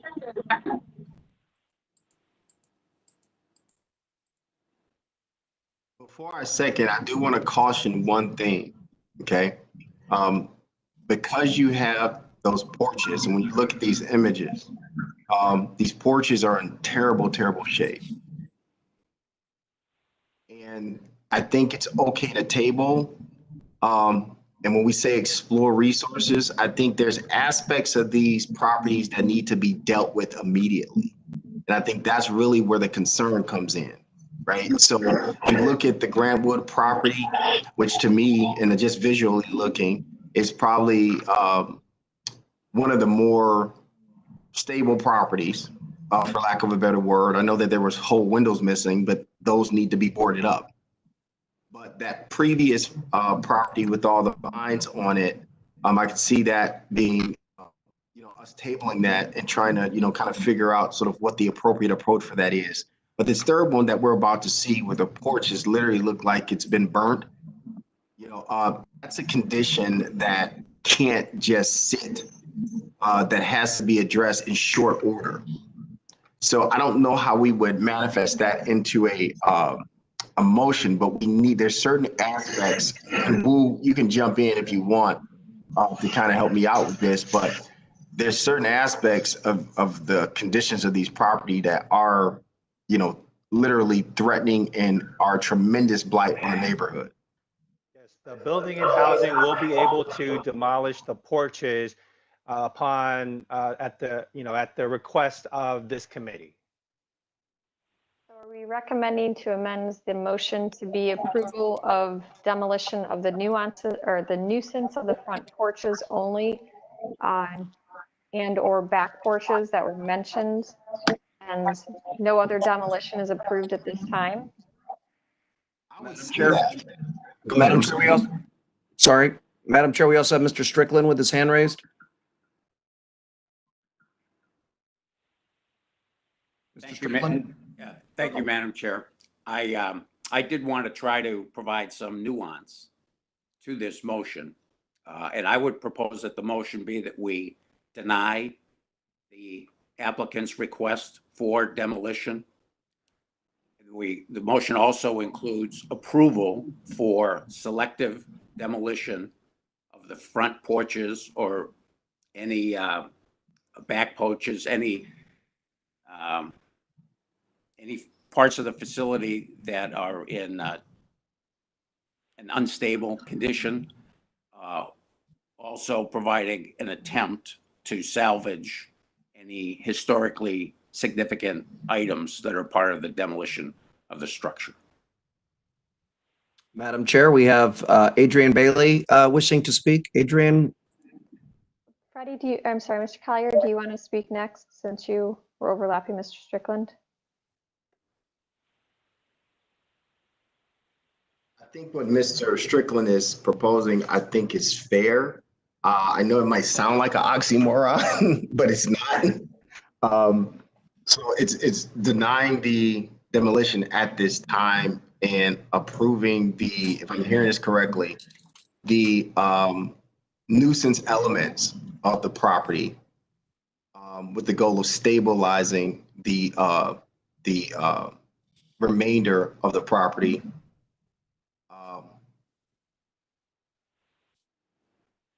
Am I correct in what you're saying? Okay, all right. Yeah, I phrased it as approving selective demolition of the unstable elements of the structure.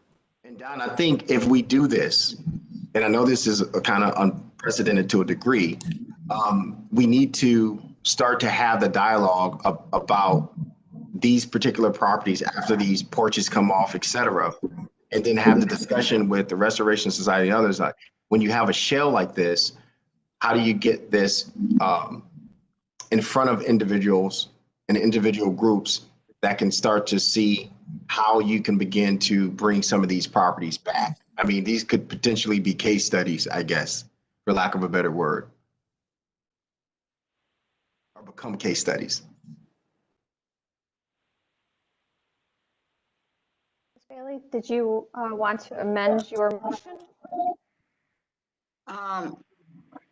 Yes. Okay, I'm going to rescind the last motion. Before I do that, a question for Mr. Wood of Building and Housing, based on the revised motion. If you demolish certain things that's like this, the porch is in bad condition, we know it has to go. Are you in a position at also to board up windows and things like that, or you just only strictly do demolition?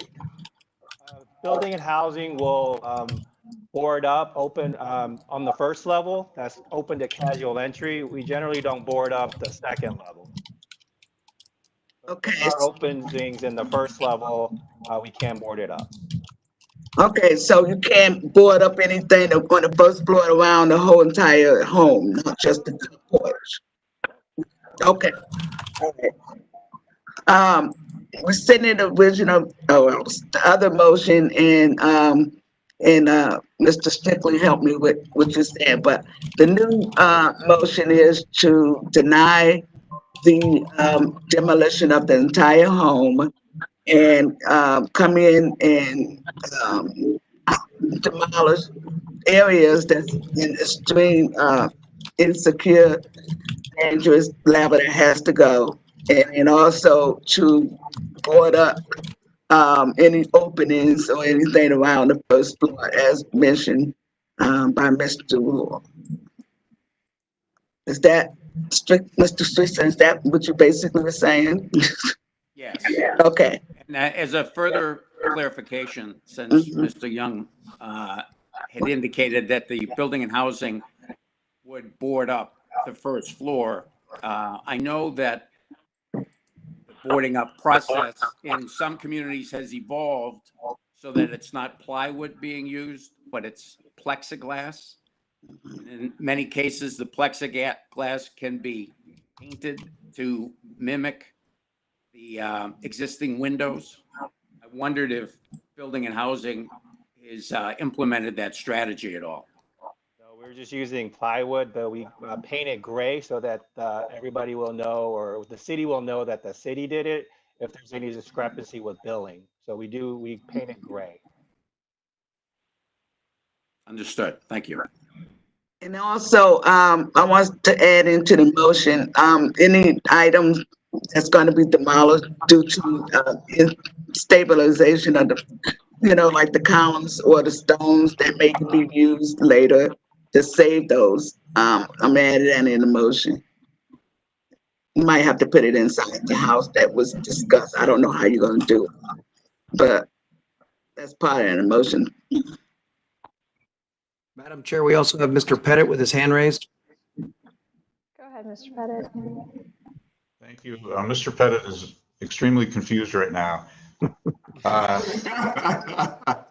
is why Mr. Harrison never makes a motion.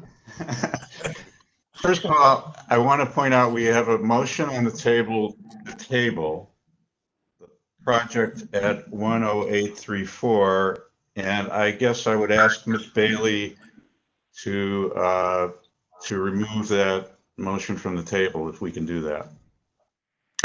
Yes. Are you talking the original one that I mentioned? Yes. Yeah, I did mention that earlier to rescind that. Thank you. So we have a motion. Yeah. We have a motion by Ms. Bailey to deny the demolition per Mr. Strickland's comments, to approve selective demolition of the front porches, rear porches, unstable elements, attempt to salvage items and preserve them. And I believe that is the motion on the table, and I don't think we have a second yet. We do not. So do we have a second on the motion? I'll second it. Second by Mr. Harrison. Any further discussion, or are we thoroughly confused? Madam Chair, no more hands raised. All right, Mr. Pettit, could you please call roll and announce the results?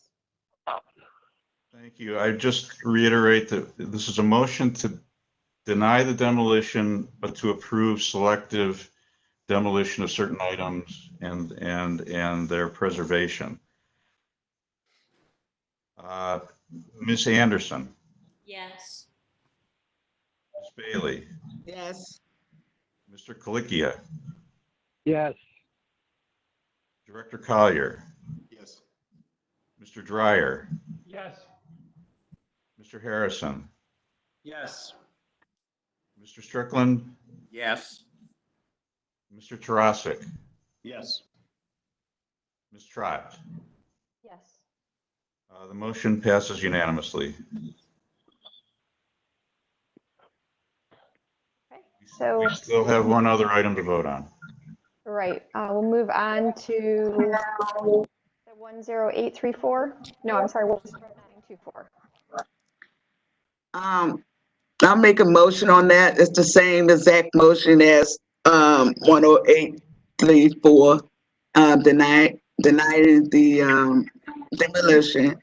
And I mean, yes. Okay, wait. Yes, denying the entire home being demolished, and put in selective demolition of areas that needs it, and also preserving material that can be saved, and also boarding up the first floor of all the openings. I'll second that motion. We have a motion, we have a second. The only comment that I would have is, Mr. Rowling, could you put the image of that house on the screen so we're all make sure we are aware? Which one are we looking at? This one. That's it. Okay, so that's the 109. You can see the address right on the front.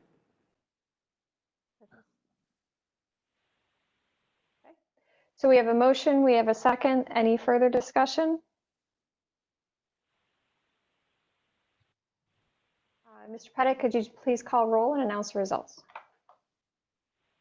Ms. Anderson, Yes. Ms. Bailey, Yes. Mr. Colicchia, Yes. Director Collier, Yes. Mr. Dryer,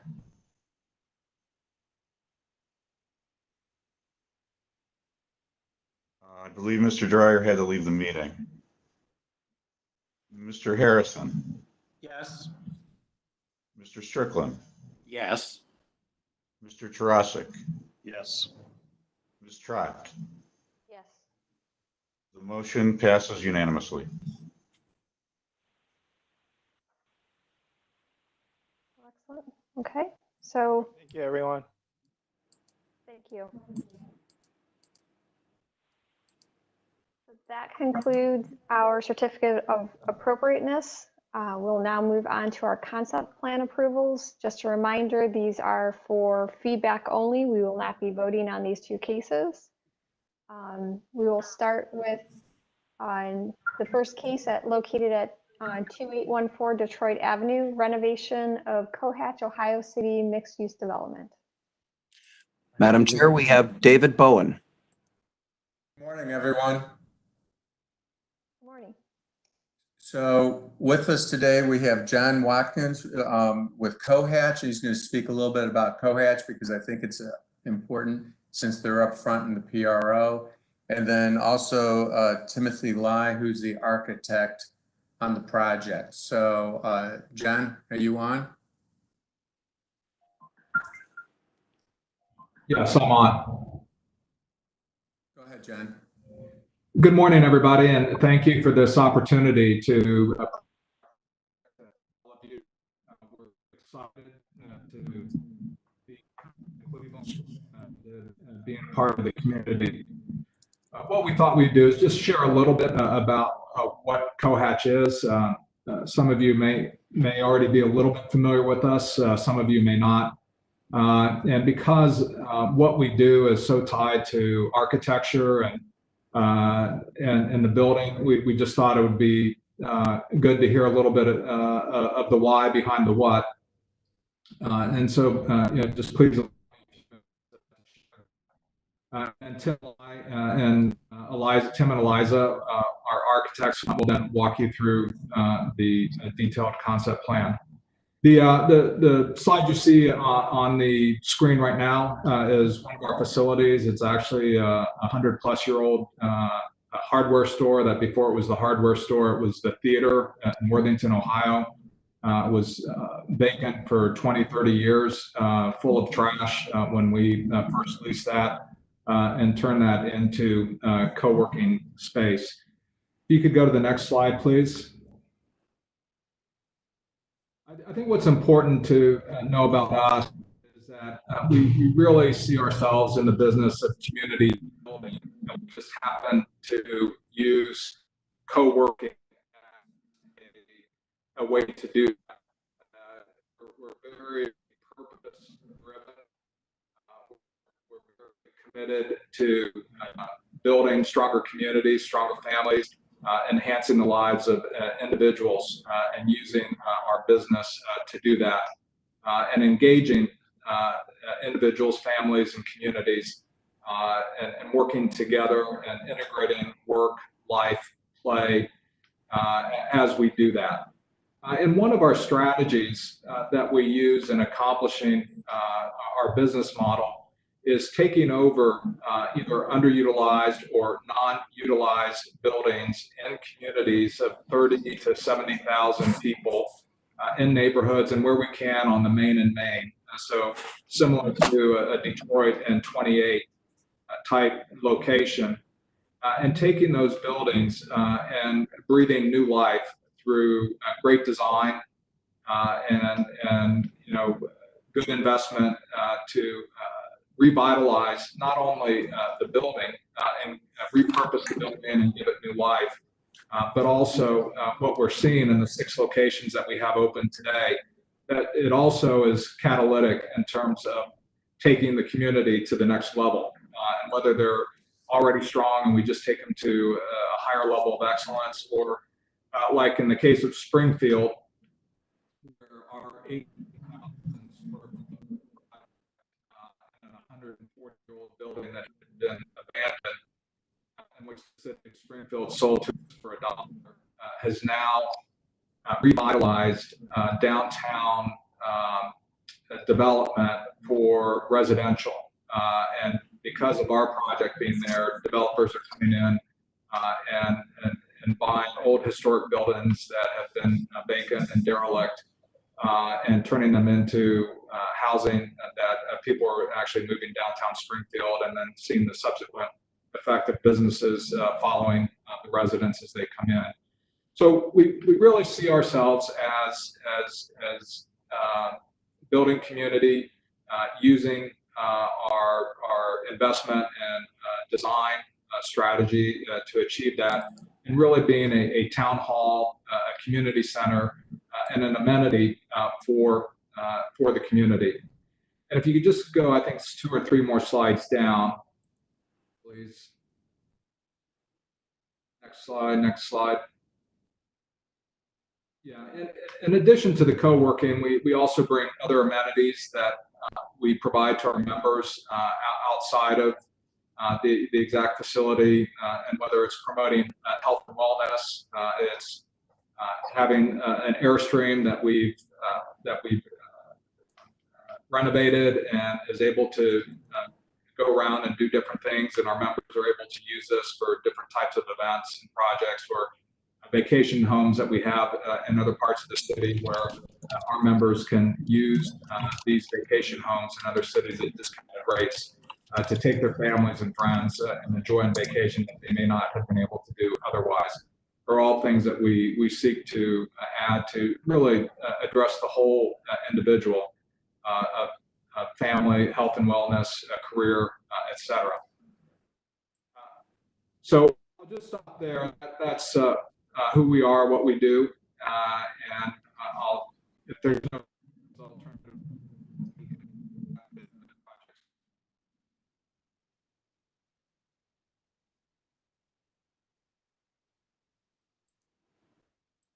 We have no hands raised at this point, Madam Chair. Is there someone here to speak you on there? behalf of design? You need to unmute yourself. I'll do it for you. There you go. Tim? Yes, good morning, everyone. My name is Tim Lai, and my partner Eliza Host right here next to me. If you can go the slide to go down a few to the actual building location.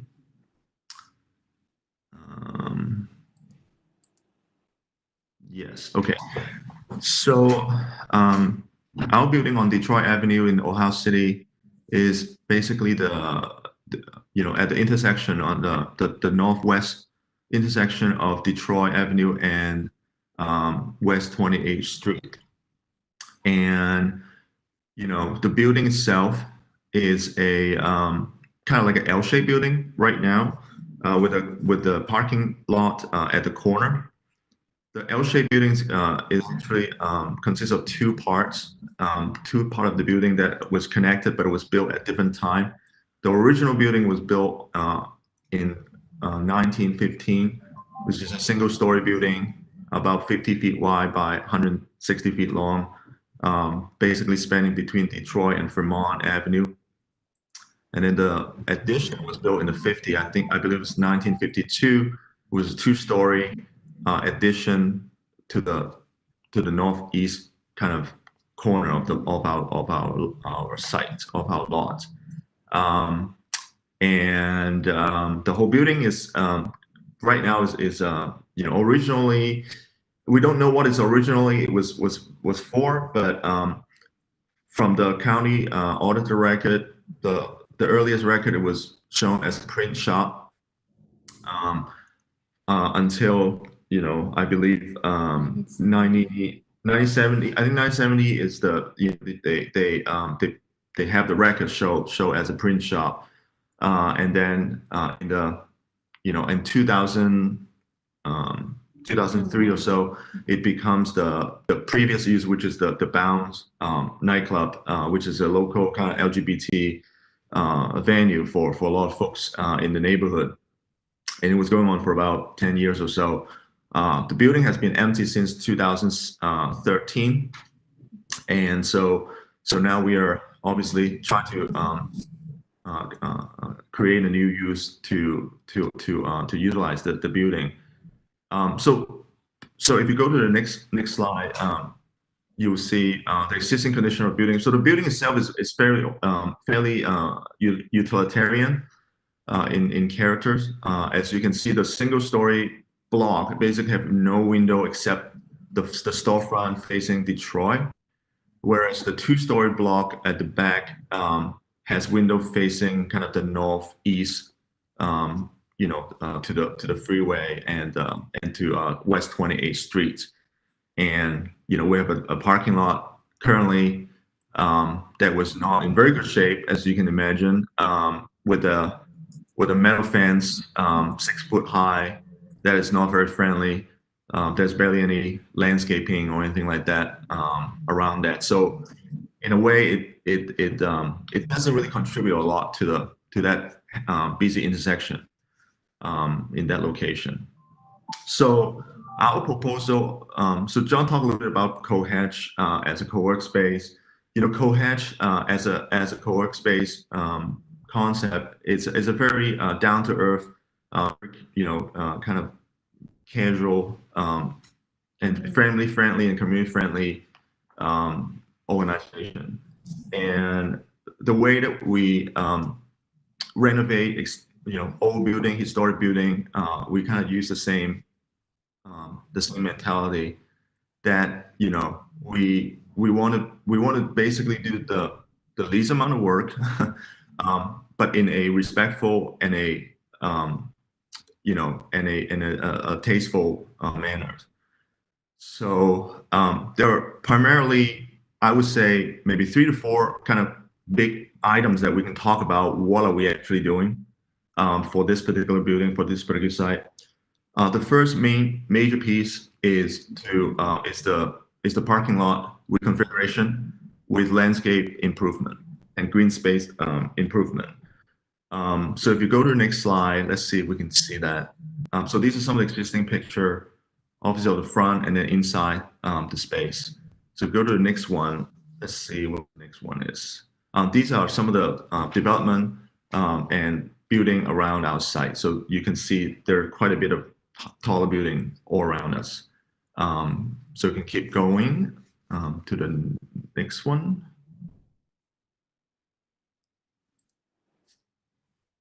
Okay, so this is more like a site plan in a more local sense. If you go to the next one, let's see if we can see a site, the actual enlarged site. Yeah, right there. So, so one of the thing that we have talked to different group in the neighborhoods with the city, and try to listen to them about what their concern is, about this particular location. One of the feedback that we got was that the current curb cut, the existing curb cut, which is to the south of our site, directly going to Detroit Avenue, and the way the Detroit Avenue right now is being configured and designed from a planning standpoint, it's not really safe to have that curb cut going into our parking, partly because it's basically right next to the intersection.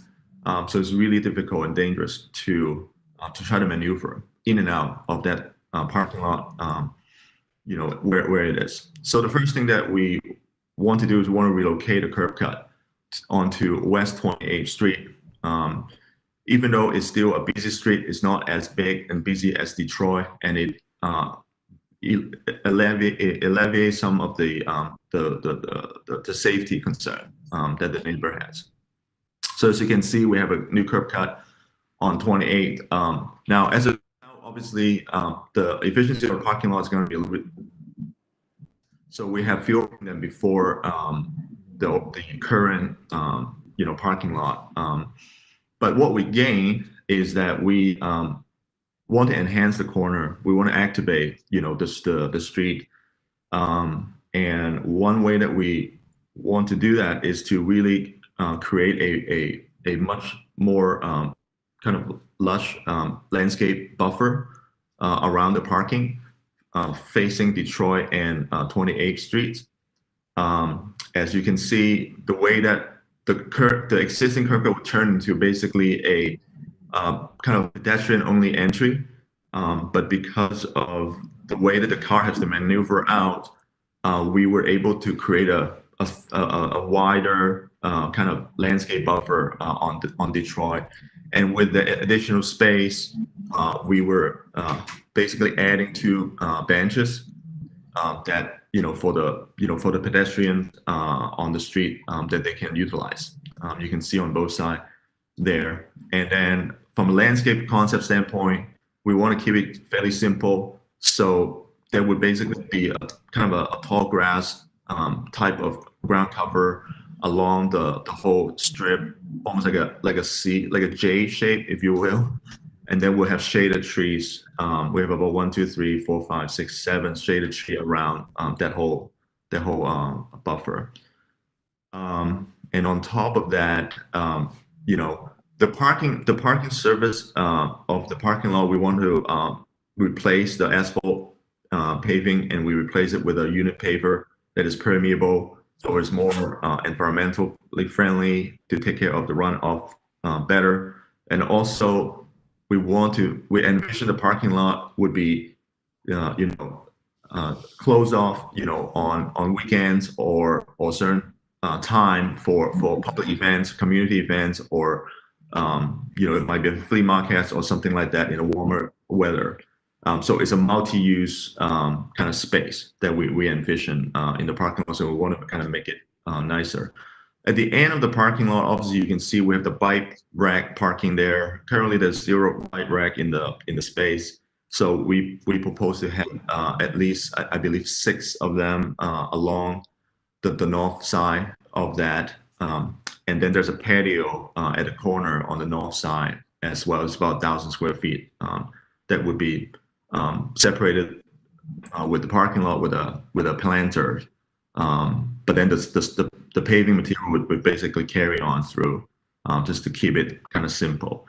The other thing that we want to propose is somewhat outside of our property line, actually, but I think it would be helpful and would enhance the streetscape is on the south side outside the main entrance, number 1. We want to propose a few straight trees with cover along the sidewalk. The sidewalk is quite wide, so we thought that it would be nice to kind of create that head-in parking, the buffer between the parking and the actual sidewalks. So that's what you see in this site plan here. So that's kind of the first components of what we propose from a site plan standpoint. The second components would be, we need more natural light into the space. We talk a little bit about, co-hatch, co-working space. The way that we're going to organize the space, if you go to the next slide, maybe we can kind of look at that a little bit better, hopefully. So this is a fairly conceptual kind of interior floor plan of the first floor. So what you see is that the co-working space actually going to be in the 1-story bar on the lower part of the drawing, which is really the west side of the site. And then there would be a restaurant space that would be a fast casual, family friendly type of restaurant space that's going to occupy the upper left hand corner of that space. So needless to say, we want to have more natural lights and storefront to make the space more conducive to the new use. So, so if you go to the next slide real quick, you'll see, obviously we also have the upper floor of the second story that would also be part of the co-working offices. And we'll talk about this a little bit about the egress there. That would be the third component that I want to talk about. But basically, there is a fire egress requirement that we'll need to satisfy to provide a stairs, a second stairs to get out of this from the second floor. So so we'll talk about the stair in a second, but let's talk about the window openings first, because those are more straightforward. So so yeah, this is a good slide to stop. So as you can see, the only existing opening is primarily on Detroit Avenue with the storefront and the door, as well as on the east and north side of the 2-story building. with those windows over there. And we thought that we would need more windows for the space inside. So the first thing is that we want to create a entrance for the restaurant that would be also convenient for the pedestrian as well as the business. So we create a new entrance at the corner of the 2-story block, basically facing 28 as the we basically take over the existing garage door opening and then make it into a storefront and an entry door. From there, we want to open 2 more opening on that first floor to bring more light and to create a connection to the inside of the restaurant. So you see 2 more kind of garage door opening next to it. And those openings was mostly determined by some of the existing window opening that's already there, but it was blocked in right now. So we want to reopen some of those things. And then from there, we use the same proportion to create 3 windows on the second floor facing the parking lot and those so that they can all line up with what's below, and horizontally it line up with the other window on the east side. So they are kind of basically a consistent opening for that side. And then you move along to the lower block of the building facing east. We create 2 more kind of garage door type opening into the co-work space that also connect to the patio. So the patio space actually is situated in between the restaurant and the co-work space that can have a kind of flexible use, meaning that perhaps during the day, the restaurant, may not be as, in the morning, or especially, maybe not as busy. And so the patio space can be used by the co-work space members. And then in the evening, when the co-work space is, there's not many people there, the restaurant will use it. So it's a kind of a stack, use to maximize the usage of that. Those are 2 garage door opening with the awning to give them a little bit more protection. Obviously, with a kind of more industrial look of the awning, pretty simple. And then from there, going back to south would have small kind of punch window opening because inside is mostly small offices, private offices. Then those small opening would be suitable for that use. And as you wrap around the Detroit Avenue and we have some comment about that storefront, we were trying to obviously the storefront currently is not original. It's a very darkly tinted glass window on that side, and we thought that we want to make it a little bit better. We want to make sure the glass is not heavily tinted, so people can see inside if possible.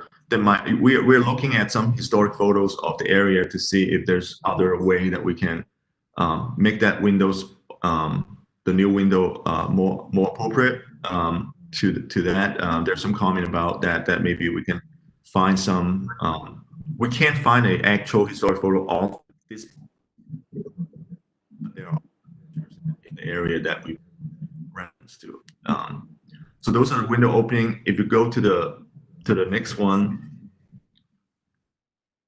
let's see what you have the next one. So this is a street view, kind of a perspective view, showing what it looks like at that street intersection there. So what you also see here is, you see kind of the shaded trees idea.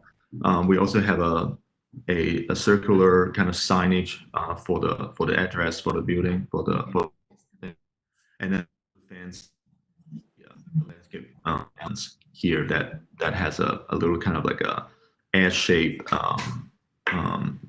shape in plan. So that's kind of the okay. So before we move on before we talk about the stairs, the signage. I want to talk about signage a little bit real quick. So the signage, we are proposing 3 signage for the Cohatch space. one on Detroit Avenue above the door. Basically, they would be basically a dimensional sign, 1-inch thick, but it would be actually externally lit by some kind of a gooseneck, probably. There will be another blaze sign at the corner that would be for the pedestrian walking by, and they're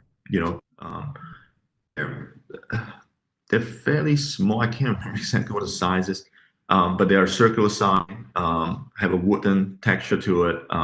Also, it's going to be externally lit with a small kind of fixture to light it. The last one that you'll see is on the parking lot side, on the east side. That sign actually is actually going to be painted on the brick directly. Also going to be lit from the outside from a gooseneck fixture. And then the last one, it would be a restaurant sign that would be on the fire escape egress stairs over there, demarcating where the restaurant is going to be, the entry of the restaurant. So that's all the signage. So let's talk about the stair real quick, because the stair is probably one of the things that is actually added onto the building in a very visible way. I'm not sure we have able to. So I sent on a additional sheet of the stair that we developed a little bit more. I know that Dawn had some comment earlier about the about the stair, the detail of it. I don't know if we have a chance. We can share that. Tim, I don't know if I got that. Is it something you could share, or can he share it with us from where he is? Yeah, is it a way that I can share my screen? Yeah. Or if you can speak to it. As far as the materials, I mean, the visuals are pretty good with this graphic. Right. Yeah. Yeah. Okay. Let's see if I can do that. Yeah, there's another slide.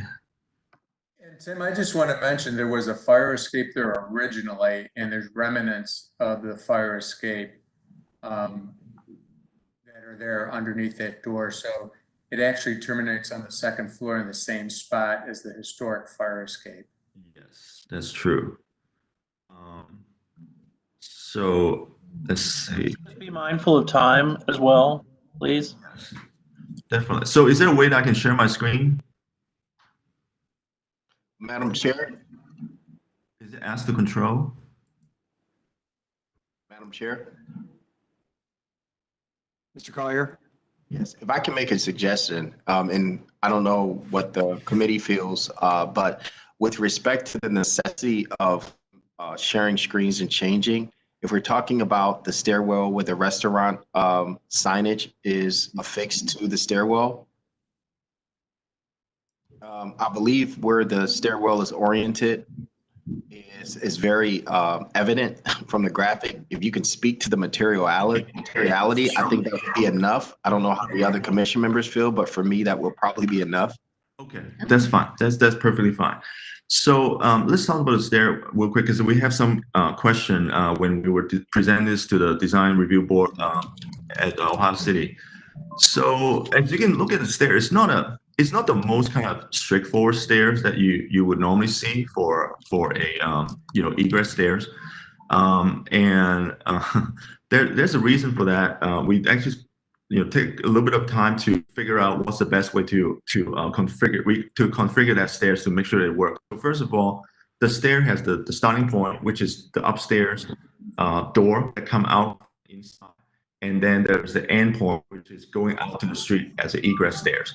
So for us, the door coming out from upstairs needs to be kind of close enough to the street, because the other stairs at the back on the other corner of the space. So there's a certain distance that we need to maintain between the two stairs. So that's where the stair is when it starts in the middle of the second floor.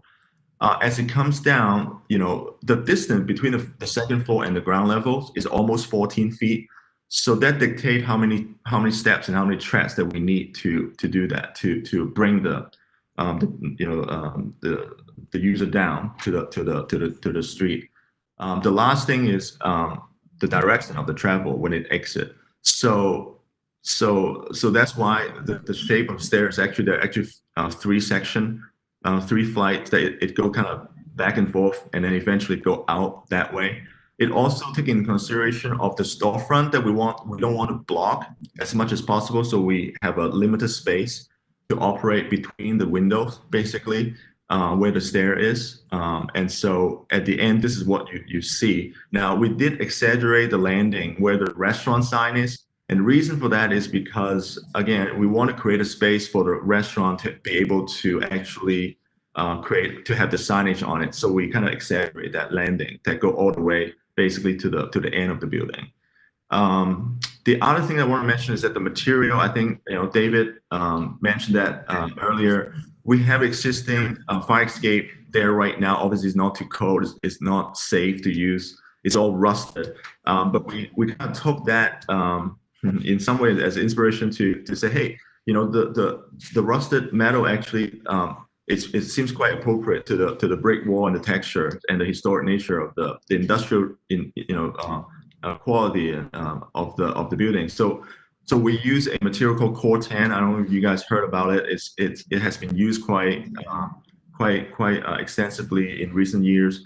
But basically, the structure would be made of this Corten steel that would rust, but the rust would stop and it would actually protect the steel from further rusting. It was originally used for bridges and a big structure like that on the outside. But one of the comment that we had is that the railing or the guardrail for the railing for the stair is too solid. So if you can see, actually the latest kind of design of that is that the solid piece that you see on the stairs railing is actually going to be perforated Corten, so you can actually see through it. And so it kind of lighten up the structure and show the stair and the structure a little bit better. So that's what that's the stairs that I want to kind of mention.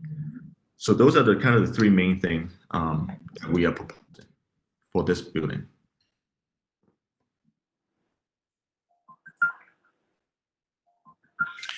Madam Chair, Director Collier has his hand raised.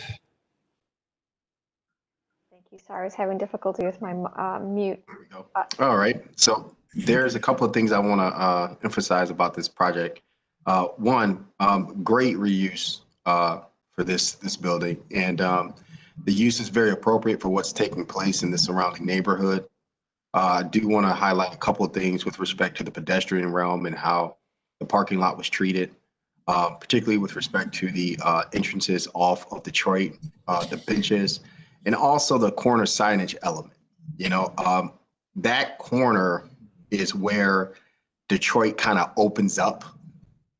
So that's a very strategically placed sign, and I think that's a very good location, that 2814 Detroit Avenue signage. The other piece is that the additions were done in a way that were nice accessories for the building. Doesn't overpower it, given that this is one of the few one-story structures in this zone because everything is going vertical. And then the other thing I do want to highlight that is not necessarily associated with this project in particular, but 28th Street in this section is the worst with respect to traffic and curb cuts. The introduction of the curb cut off 28, I think, does help with the Detroit side. Does, however, add to the 28th Street, curb cuts, because you have a lot of pedestrians going to and from the corner, the supermarket, and you have Lakeview Estates down there. But I think it's not going to be overly intrusive because I think the damage has been done on 28 with respect to the curb cuts on that short stretch. But I just want to say overall, this project is a really good addition to the neighborhood, a good adaptive reuse.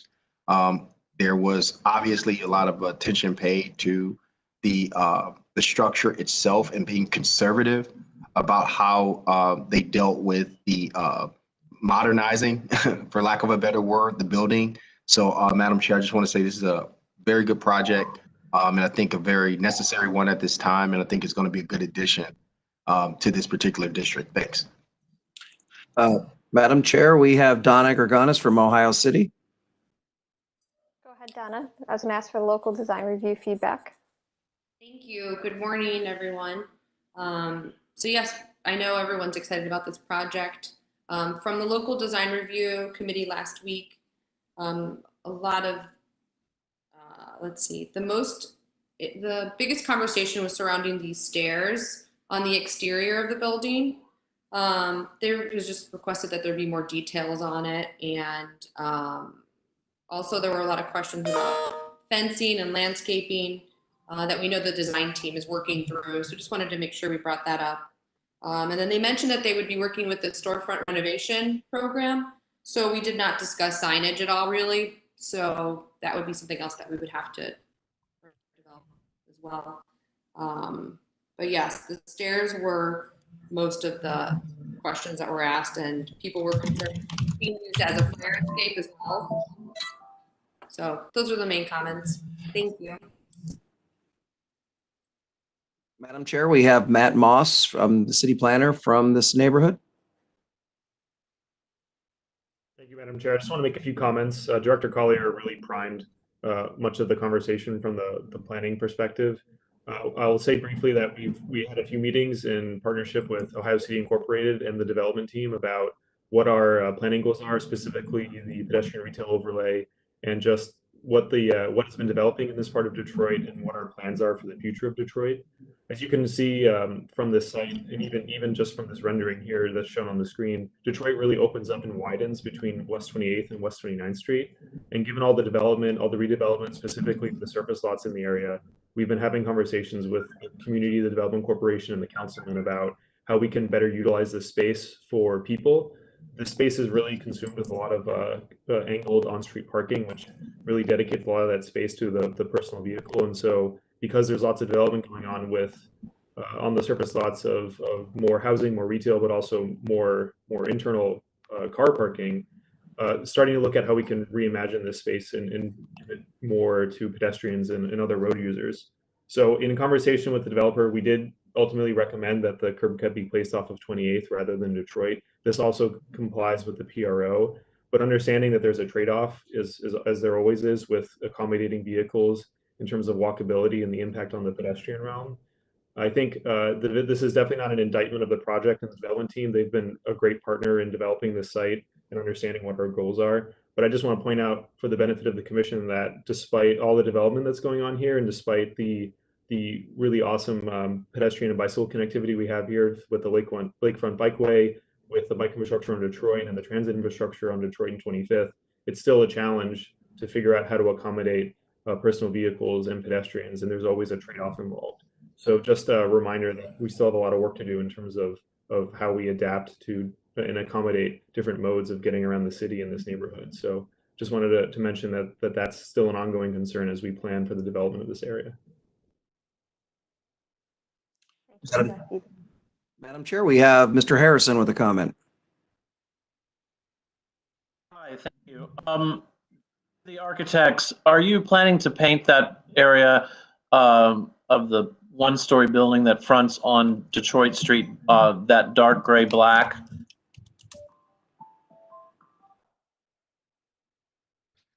Yes, that's the plan. Currently, that part of the building is already painted on with a maroon purple color right now. So we want to obviously put a fresh coat of paint on it that would be the charcoal gray that you see on the screen.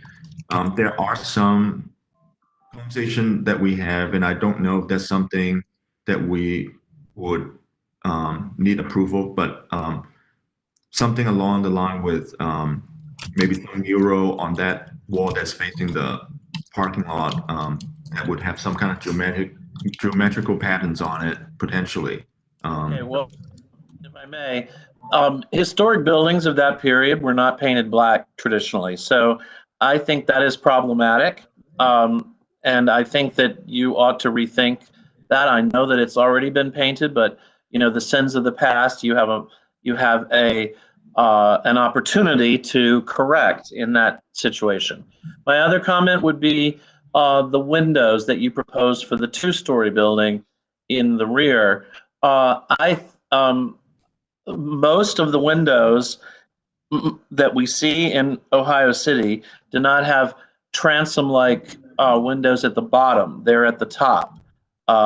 And so I think that those windows seem like fingernails on a chalkboard to me. They really should be flipped so that the transom windows are at the top, not the bottom. And you might consider in a window that's so horizontal like that, choosing a different way to go, which is the Chicago style that we do have precedents in Cleveland, which is a larger panel in the mirror in the middle with two smaller panels on the side. So I think if I were advising you, I would like to suggest that you rethink the color of the front facade of the first story building and rethink the pattern of the windows in the back. Madam Chair, we have Adrian Bailey. I just have two comments on the view that we're looking right now. Continue the conversation with Mr. Harris said on the window. The top where the door is any way that the line of the window somehow can match, or just study that, because the door height, I know probably is 7 foot, but I'm just looking at the awkwardness of the line of the window, the transom that Mr. Harrison put is not lining up with that.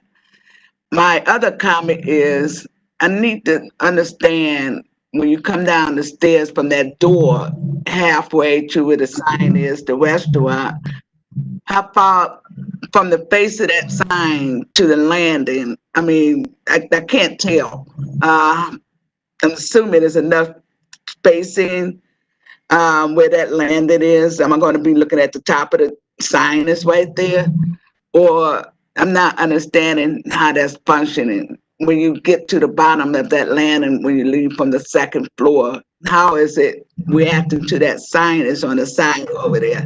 Or is that a extending landing on top of the signage? Explain that. In other words, you're not going to have people sitting up there, standing up there. So yeah, explain how that's working. Can I respond? Yeah. So to answer the question, so the landing of the first landing from the second floor, that is about 9 foot. Actually about 9.5 foot, I would say. So that you have plenty of space between that and the ground. And that's another reason why we designed that way, to have enough room for that entry for the restaurant. The other question about the window, just want to point out that the window that you see on the two-story section right here on the east elevation here, those are existing windows. We are not touching them. We are basically leave them the way they are right now as it is. And the new window that we're proposing on the south side is strictly trying to match that. So it, Okay. Then I will withdraw that comment. So there is an example of it, and that's perfectly fine. Thank you. Okay. All right. So that's existing. That's fine.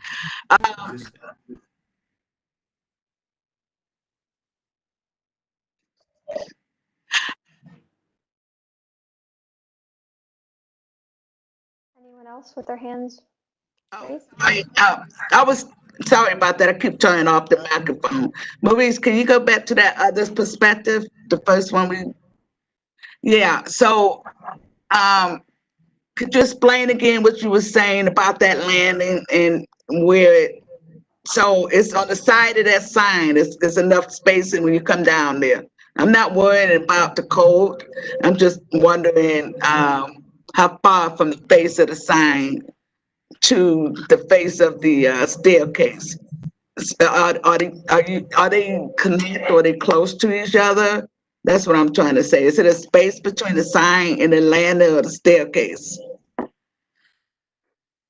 I wish we could have a plan view of that, but do you understand what I'm saying? When the landing comes down, it looks like you're landing on top of the sign in this view. That's why I'm questioning this. Or it's the face of the landing. I wish I could point. Is on the side of the restaurant sign. It looks like here, it looks like you're landing on top of the sign. So I know it's true. But I just need to know, when you come down to the landing, is the structure of that end landing, is it facing or connected on the side of the signage? Yeah, I Or see what if you're there's a gap between the I see landing what and you're the saying. signage? Yeah, so the signage is actually mounted on the outside of the railing, so it does not interfere with any circulation whatsoever. So the signage is actually mounting on the vertical face of the railing outside, or for that landing basically. So it's facing out. It does not, no, I mean, you can't really touch that. You can't, you're not going to run into it, let's just say. Madam Chair, we have Mr. Watkins has his hand raised. Mr. Watkins? I was just going to respond in the same way that Tim did. So I withdraw my raised hand. Madam Chair, we have no one else with their hands raised. Well, I will then give my feedback. I mean, I think this, I'll echo what Mr. Collier said. I think this is a great reuse for this project.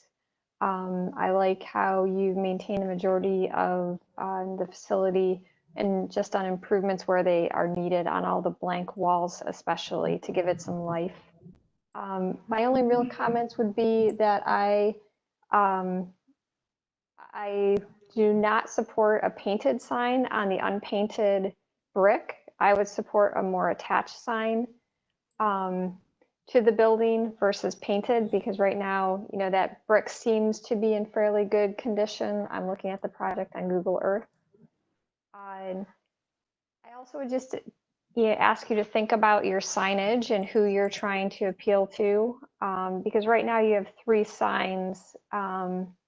I wonder if you could consolidate them to 2, like the 2, for example, the 2 on the south face, because majority of the traffic is going east-west on Detroit. So that sign is in essence capturing a lot of more your eastbound traffic that's coming down Detroit, and also can achieve what you want, is to make it more pedestrian friendly also. Right now, just because you have such an expansive view of the building from the intersection, I think 3 signs is,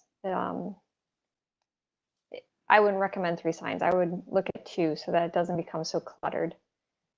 It looks like the windows in the painted brick area, are you reestablishing openings that were there in Google Earth? It looks like there may have been existing openings there, but can't quite for sure tell. For the smaller punch window, we are still finalizing the actual location of them in response to either the existing condition and the interior use of the space. But they're fairly small, so they're going to be some opening that's brand new that would not be there before. Looking on Google Earth, it looks like there are 2 bricked-in openings on the east side of what you're painting gray. So I think I would support the reestablishment of the existing openings and using that as your precedent height across the rest of that east elevation. So you're working with the reestablishing what was already existing. I can't tell sill heights and so forth because of the fence. So I would explore that in your final proposal and help us understand that more. Okay. When you come back. But overall, I think this is a a great reuse here, and I think it's a great addition to the neighborhood. Oh, one last thing related to the stairs, and I think where Miss Bailey was going, you know, I would just explore how you treat the lower run of the stairs, knowing that you really want this to be an egress only. Could you maybe enclose more of that lowest level where it hits the ground? So it basically could then, the canopy over the door / landing could fold down and hit grade and give you a little bit more security to that stair, so people aren't going up it and standing on the landing on top of the sign, you know, from the neighborhood in off hours and so forth. So I think that's just something to explore, how you treat the lowest run of that stair so that it can enhance the design and not become a nuance, because it is a required element.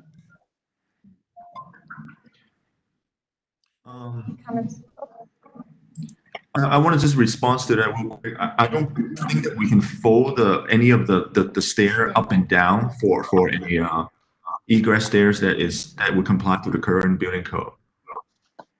No, sorry, maybe I stated it in an awkward way. I would look at maybe enclosing it with your core 10, so it takes, you know, the element like you've used for the handrail of the canopy, maybe use that around the lower landing so that it, from appearance, it will look like that solid element folds, you know, down. Oh, I see. I see. So it give you the security element, bring a little bit more focus to the sign also. Something to explore as you finalize the design of that element.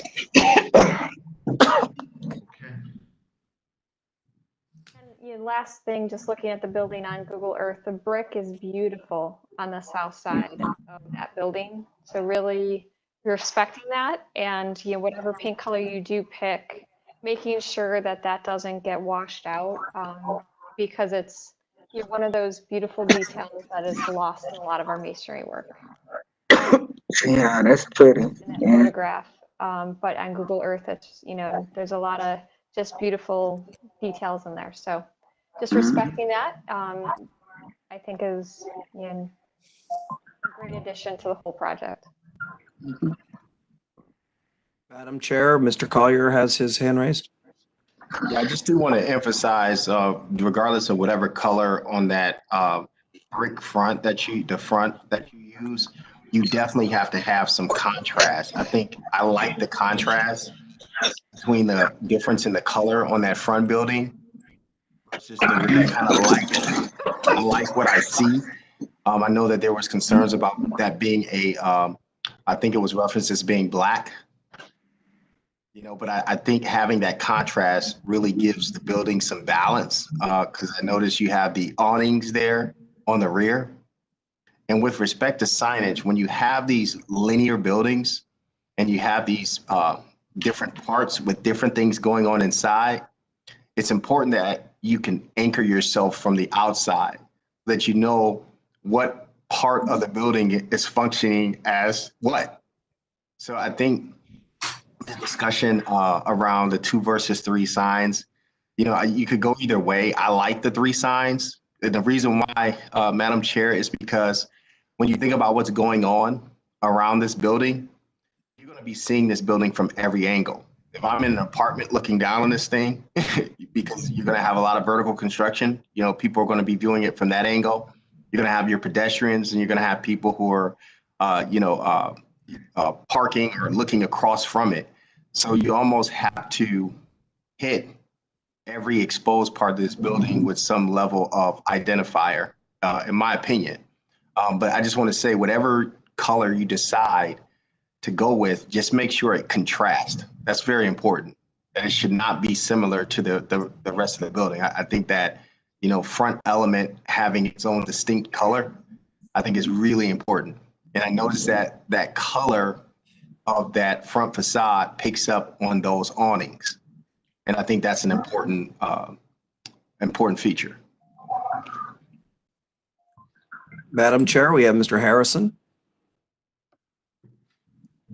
Yes, well, with all due respect, everyone's opinion is important, but we are a landmarks commission, and the most historic architectural feature of this building is that front facade. So the color that you painted must be compatible with other historic structures that are in this neighborhood. Otherwise, I can't support this project, and I want to support it. But it can't just be any color that's pretty. It has to be a color that's appropriate to that building. That's the most important architectural feature of this entire building. So it has to be taken into consideration. Madam Chairwoman, I'm not disagreeing per se. All I'm saying is that whatever color is picked, it needs to be one that has contrast with the building to show that difference in front facade and the remainder of the building. That's my thoughts. I would agree. And I think, this is a great illustration that you want to have enough contrast that they looks appropriate and not like a mess between the two colors that's currently there now. Questions or comments?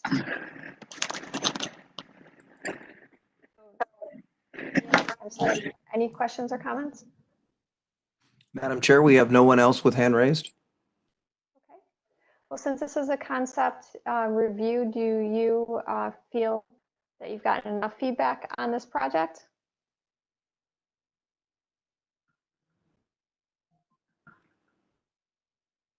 Madam Chair, we have Mr. Watkins. Yes, Mr. Watkins. Mr. You are mute. Oh. Go ahead.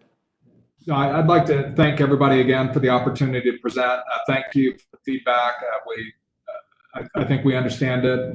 It's very clear, and we will take it all into consideration and come back next time with that feedback taken into account. Excellent. Well, we look forward to seeing you return. Thank you. Thank you.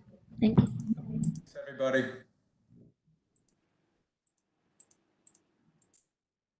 We'll then move on to our final concept plan review, which is located at Tremont Oaks on West 14th Street, the new construction of an 8-unit apartment building. Once again, this is for concept plan review only and comment, not a vote. Madam Chair, we have Rick Marin. Hello, everyone. Hello, everyone, and thank you for reviewing this. I don't know if if I should be introducing myself, but I'll give you a very quick history of me, and then I'm Rick Marin, started MRN 40 years ago, and we've only worked in Cleveland. We've developed everything from East 4th Street to the National City Bank building, which is now the Holiday Inn Express and PNC. We've done Uptown on Euclid Avenue, both sides of the street there with the new construction there. We also did Tudor Arms on the corner of Mayfield and Martin Luther King, that renovation. We've also done West United Bank building, caddy corner from the West Side Market and that block. And that's about it. And about a little over a year ago, I retired from MRN and transferred all the assets to my sons, Ari and Jordan. So they have now been operating MRN. And at that time, I wanted to do some innovative housing project that I thought was needed for society. And that led to the Micros project. The one question I have for this committee is, I know a lot of people have seen the concept of the Micros on the interior. I know this committee is mostly interested in the exterior. So my question is, do you want me to review the concept of the interior or just skip that? If you could just give us an overview of what's going on in the interior so that it gives us some context to the exterior, that's always helpful. Okay, then why don't you go to the last two slides?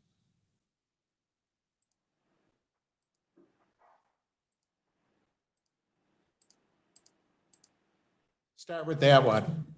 Okay. This looks like 4 apartments, but it's really just one. And the concept is that there's different situations within that one apartment. The idea of the apartment is I've developed a lot of housing, and what I've learned is what has been the most popular, rented the first, are the small units that are the cheapest. And typically those are like maybe 500-600 square feet. They have a kitchen, and now I'm exaggerating here, but somebody will then put the bed in the living room right next to the kitchen, and there's no storage space. That's not true, but I'm minimalizing it. So the concept here is to come up with, and also the idea being that theoretically in 2050, 70% of the population was supposed to be living in metro areas. In metro areas, there's a different there's many different lifestyles. This particular model is to address single and couple lifestyles, and they're 460 square feet.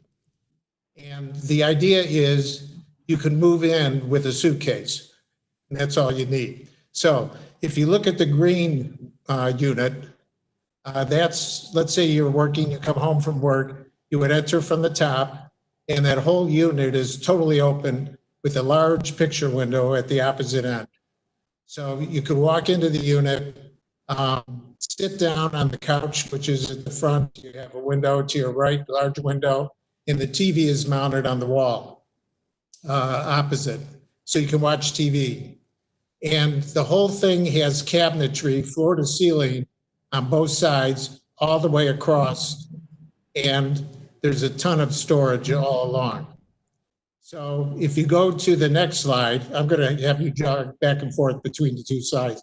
If the green ones in the upper left-hand corner are the views of the units as you are looking at them, as if you walked in initially from the first. Okay, now if you go back to the previous slide, the next one to the right, let's say now you're done watching the news and you want to cook. There's a desk there in the green one on the right-hand side. That desk is remotely controlled, and it raises and lowers. So in this case, you would raise it up because it's now an island for the kitchen. It has the same countertop surface as the kitchen. So you can work in the kitchen and you have an island that you can work with it too. So it's like a full kitchen. Okay. And so if you go to the next slide below, the orange ones to the right shows the kitchen surface on the lower square, and on the upper square, it's as you're standing in the kitchen looking out towards the TV, couch, and window. Okay, now if you go back up one, the pink one then is you're all done cooking. You want to have 6, 8 people come by. They come, and that same table, you lower it down with the remote, and the chairs, which are stored in one of the closets, are then taken out, and you can have people over or just yourselves, and that's the dining area. So if you go down a slide, you can look at the pictures of the dining area. That's the pink one on the lower left. You see the table at the bottom. And again, looking out at the picture window. And then from the picture window, looking back at the table. And then the last slide, if you, yeah, that one. Okay, if you noticed, in all the first 3 slides, there is no bedroom. So let's say you want to go to sleep. All of a sudden, that wall that has the TV on it, you rotate that out, the TV stays on the wall, and there's a Murphy bed, queen size, that folds down. So now you have a bedroom with a couch in it, plenty of cabinetry for your clothes, including a mirror, a full window, and that's your bedroom. And somebody could be sleeping while somebody's in the other room where the chairs are. And yeah, you can see in the blue there's the bedroom in one shot, and there's the other room in the other shot where there's somebody could be watching TV, They could be working at the desk. They could be cooking at the countertop, etc. There's also a full-size, which is not pictured here, a full-size bathroom that is larger than my bathroom. And it has a 6-foot countertop. It has a metal, and it's all water. You can hose down the whole thing. So that's the concept. In one of the closets, I call it the basement closet. It has a washer and dryer, and above it is the electric tankless unit. All these units also have their own split system, AC heat system with a remote that controls it. So they're all independently metered and independently all electric. So there's one electric bill just for these. Now, we built the first building, and so far the electric bills are coming in like $30 a month for a whole unit. They're all LED lights above the cabinets. There's no lamps or any of that kind of thing. And that's kind of the concept of it. So that's the interiors. Okay, then if we want to go back up to the exterior, I could show you floor plans or context, but these are the context of the buildings. That's one with the building placed in context. The slides above are showing, not below. Yeah, those are showing the area where it's located on West 14th, which you probably know already. It's a vacant lot. And those are the different context buildings all around, which are very, very varied as far as architectural and any continuity of architecture. So if you go to the next slide, that's the building placed on the lot. The lot to the north of this is owned by ODOT because the freeway's back there. So this view is probably going to stay very predominant. I've had, I think, 2 meetings or something like that with the Planning Commission, met with Matt a lot on overlay.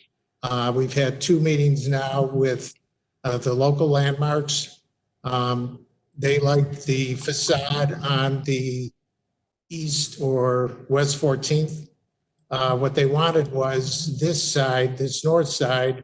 We had this as a blank side because we had the lot, if we went to the site plan, I know I'm jumping around, but the lot is very small. I'm not sure where there's a site plan. It's up above your, keep going that way. There we go. Yeah. The lot is only 72 feet by, on average, 76 feet. So it's a very small lot. And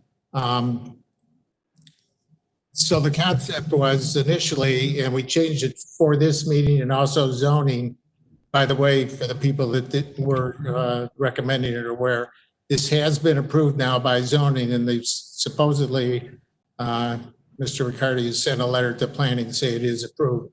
But on the previous print, the building was up against the ODOT lot line, and we couldn't put windows or anything on there. And the committee, the landmarks previously said they would like that facade, that north facade, because you see it quite often, to look, have more windows and be more engaging. So we flip-flopped the building basically, moved the entrance to the other side, and put the lot, zero lot line on the neighbor's side, which probably will end up having a building. And consequently, you now have 2 predominant sides that look very well. I'm not sure if I'm making sense, but so as you go through the slides and look at the elevations, if that gives you a better idea. And maybe the best way is not to spend too much time talking, but let you look at it and comment or ask questions. But that corner view, the north elevation, the lower one, shows both the east and the north elevation, which will be the predominant visual elevations. And we've gone over a lot about brickwork and awning and windows and all kinds of stuff. And over the last 5 or 6 meetings, it's come down to this, which I think everybody was happy with. And the only thing that everyone hasn't seen has been that north side to review. I guess I'll stop there if I'm talking too much.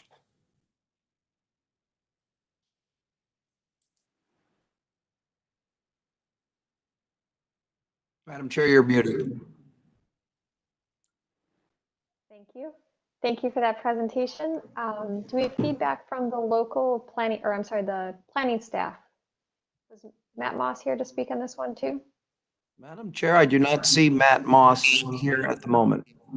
Madam Chair, Matt had to leave the meeting. He wanted you to know that he supports the project as it's been revised from a planning perspective. Thank you. Do we have feedback? We have Michelle from, I believe, Tremont West. Good morning, everyone. Yes, Rick has presented his project twice to the Tremont Local District Committee, and he's worked very closely with the committee and taken their suggestions, and I think they've worked out a building that people are pretty satisfactory with. We do have our chair on the call today, and he'd like to speak to the rezoning of the district and that not coming to the committee. There's been 2 projects presented recently in Tremont where the setback seems to be an issue with some of our committee members. And so I think if we could let John speak on that. I don't know if there's any precedent to when zoning is changed in the landmark district for that to come to a local committee for approval. I can speak to that, Madam Chair. Go ahead. Madam Chair, yes, to Michelle. So with zoning changes, zoning is an act of the administration and council. We're not required to come to a local design review committee for a zoning change. You do also have to keep in mind that any zoning change that's done, it goes through council committees. It also comes before City Planning Commission, which both are public forums. So the public has the opportunity to comment on any zoning matter at the Planning Commission or at City Council. But we, however, are not required to come through a local committee for a change in the law with respect to zoning. I just know our district doesn't have a lot of activity in it, and recently we have 2 new construction buildings, and it's been something that's been a point of contention for my committee. So I don't know if John can speak to that. Madam Chair, is he? Madam Chair, we have John. John has his hand raised. Yes. I'm trying to unmute myself here. Yes, okay, you hear me? Yes, we can. Markowskis, I'm actually the chairman of the Tremont Local Landmarks Design Review Committee. So I'm kind of tying this project in with the other one we've been reviewing and that you have reviewed already also, which is the apartment building at the corner of southwest corner of Kenilworth and West 14th Street. What Michelle is referring to, and yes, I suppose there were meetings possibly. I know that in other areas I've been notified of meetings for zoning changes, but I don't know, maybe the communication was not good or something, but apparently Tremont West did not know about this, about those meetings to deal with it. But that being said, and maybe it's after the fact, but you know, I really am upset with the fact that somehow the west side of West 14th Street, and that includes that southwest corner of West 14th at Kenilworth, has been given this urban frontage. If you look at the zoning map, it's a little green line that's been added there. which, allows or encourages zero to minimal setbacks. And I just think that given the situation on West 14th Street, this is the entrance to Tremont. When you look at the buildings, he's got pictures shown on the other side, on the east side of West 14th Street. This is like, it's like a boulevard practically leading in to Tremont. And to get to a zero setback or close to that, really, you have to get south of Auburn to have that kind of environment. There is a church at the corner of Starkweather and West 14th Street. It's a little closer, but not zero. And that's kind of a transition into that zero setback area. And I know there's some arguments that Matt Moss gave me in a letter to me because I addressed this to him.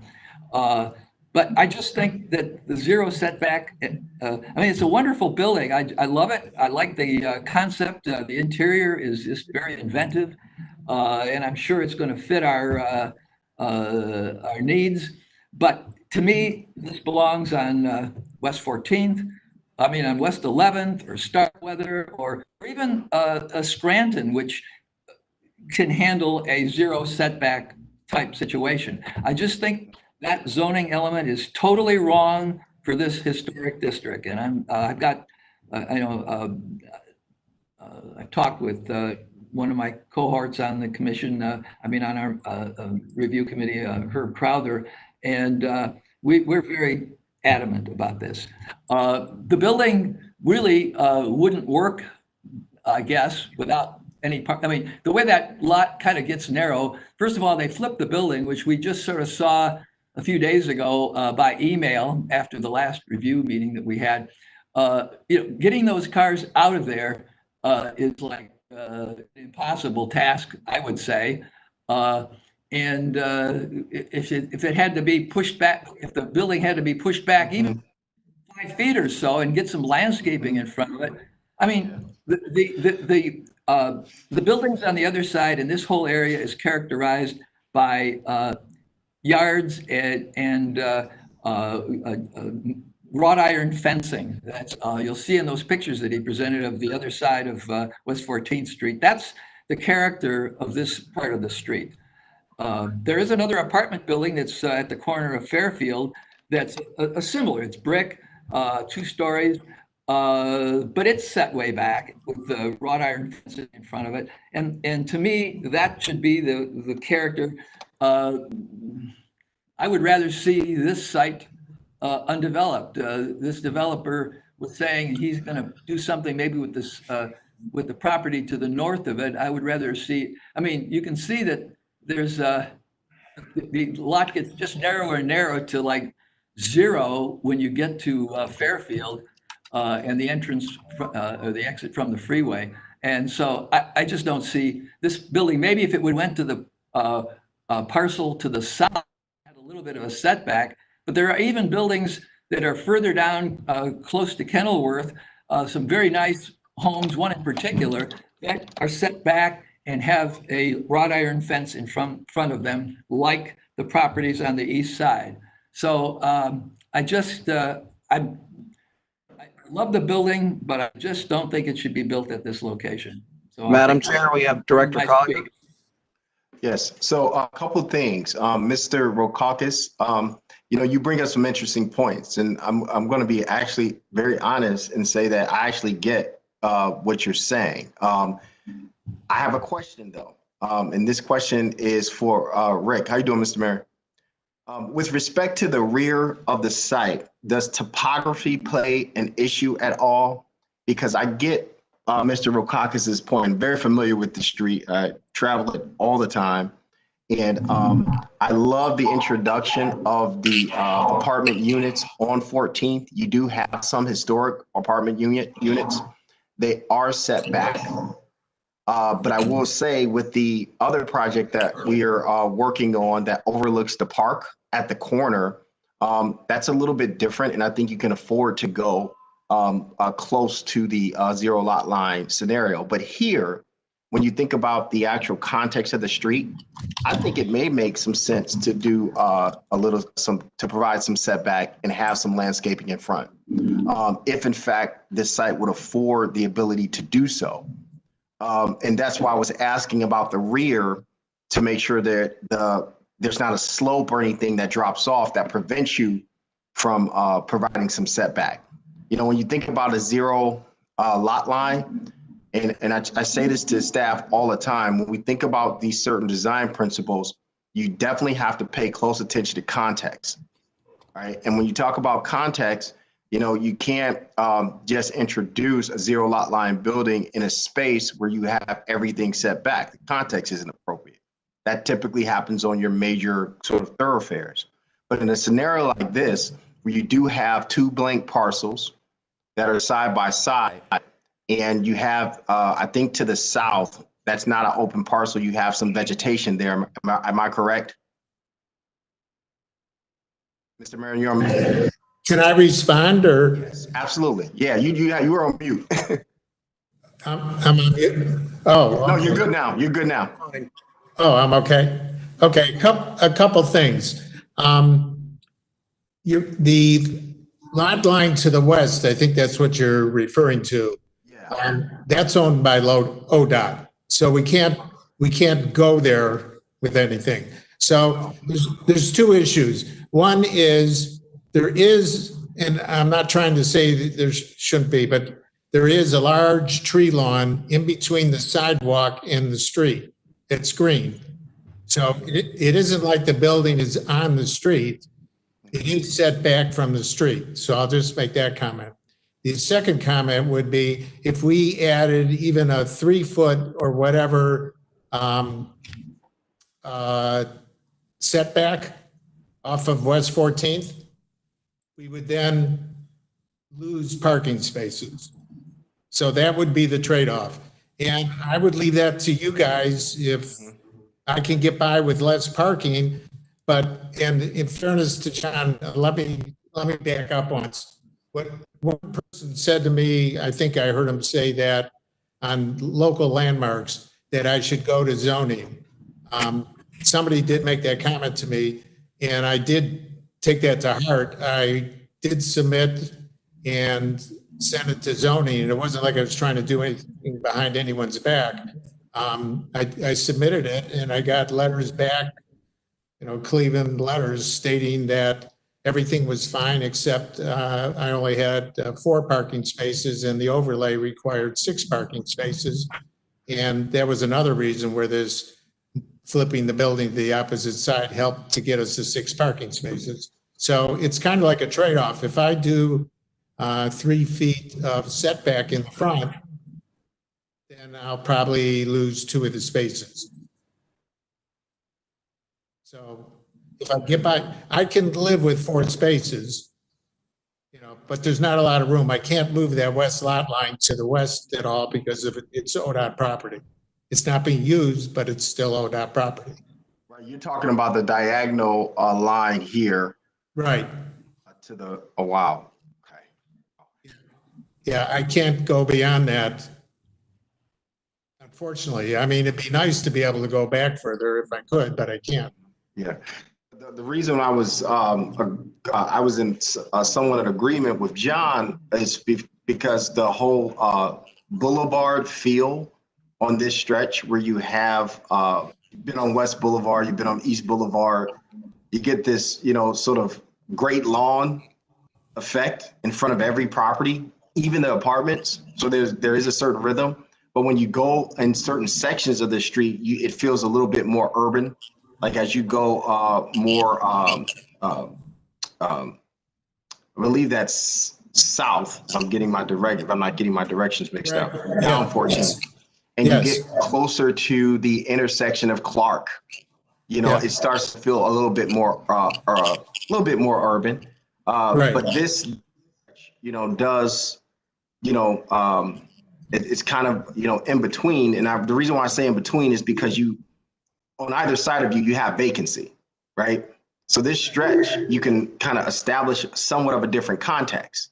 Right. This is why I can understand where John is coming from, but I also understand that there's an opportunity here to provide a little bit a different context. And it would make sense if the building could be moved backwards.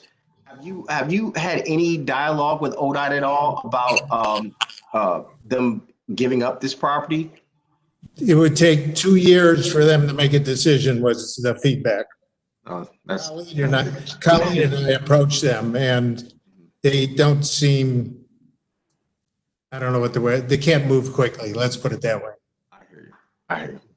Yeah, so I've had a bunch of discussions and emails back and forth with, this is Khalid Hawthorne with Housing and Economic Development Director with Tremont. I've had multiple meetings with ODOT on the property there, trying to figure out how we sent potential, the way we'd like to make this more of a regular lot, make it more of a regular lot to the parcel that the city and ODOT shared at some point. Like Mr. Mayor said, it's a time-consuming process. Knowledge that it takes at least a year, if not more, to get something to on that. If at all. May I speak again here? Go ahead.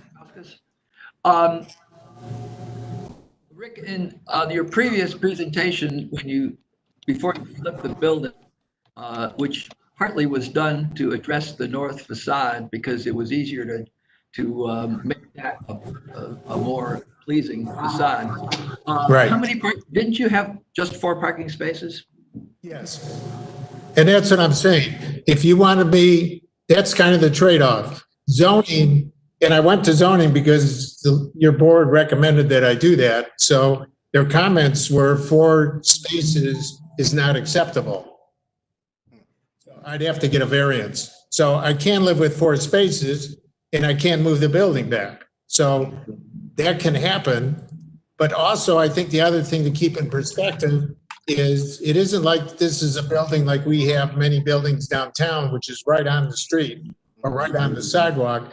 There is a large green banner there. I don't know where the utilities and stuff poles are, but it's, I don't know, maybe 10 feet wide as you're driving down the street before you even get to the sidewalk.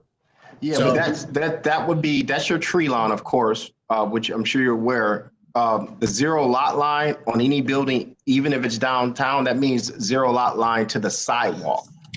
And that's what this Right. is. I'm not, no, wait, I'm not talking about the definition. I'm talking about the view as you're driving down the street. It isn't like there is no greenery in front of the building. I wanted to make that point.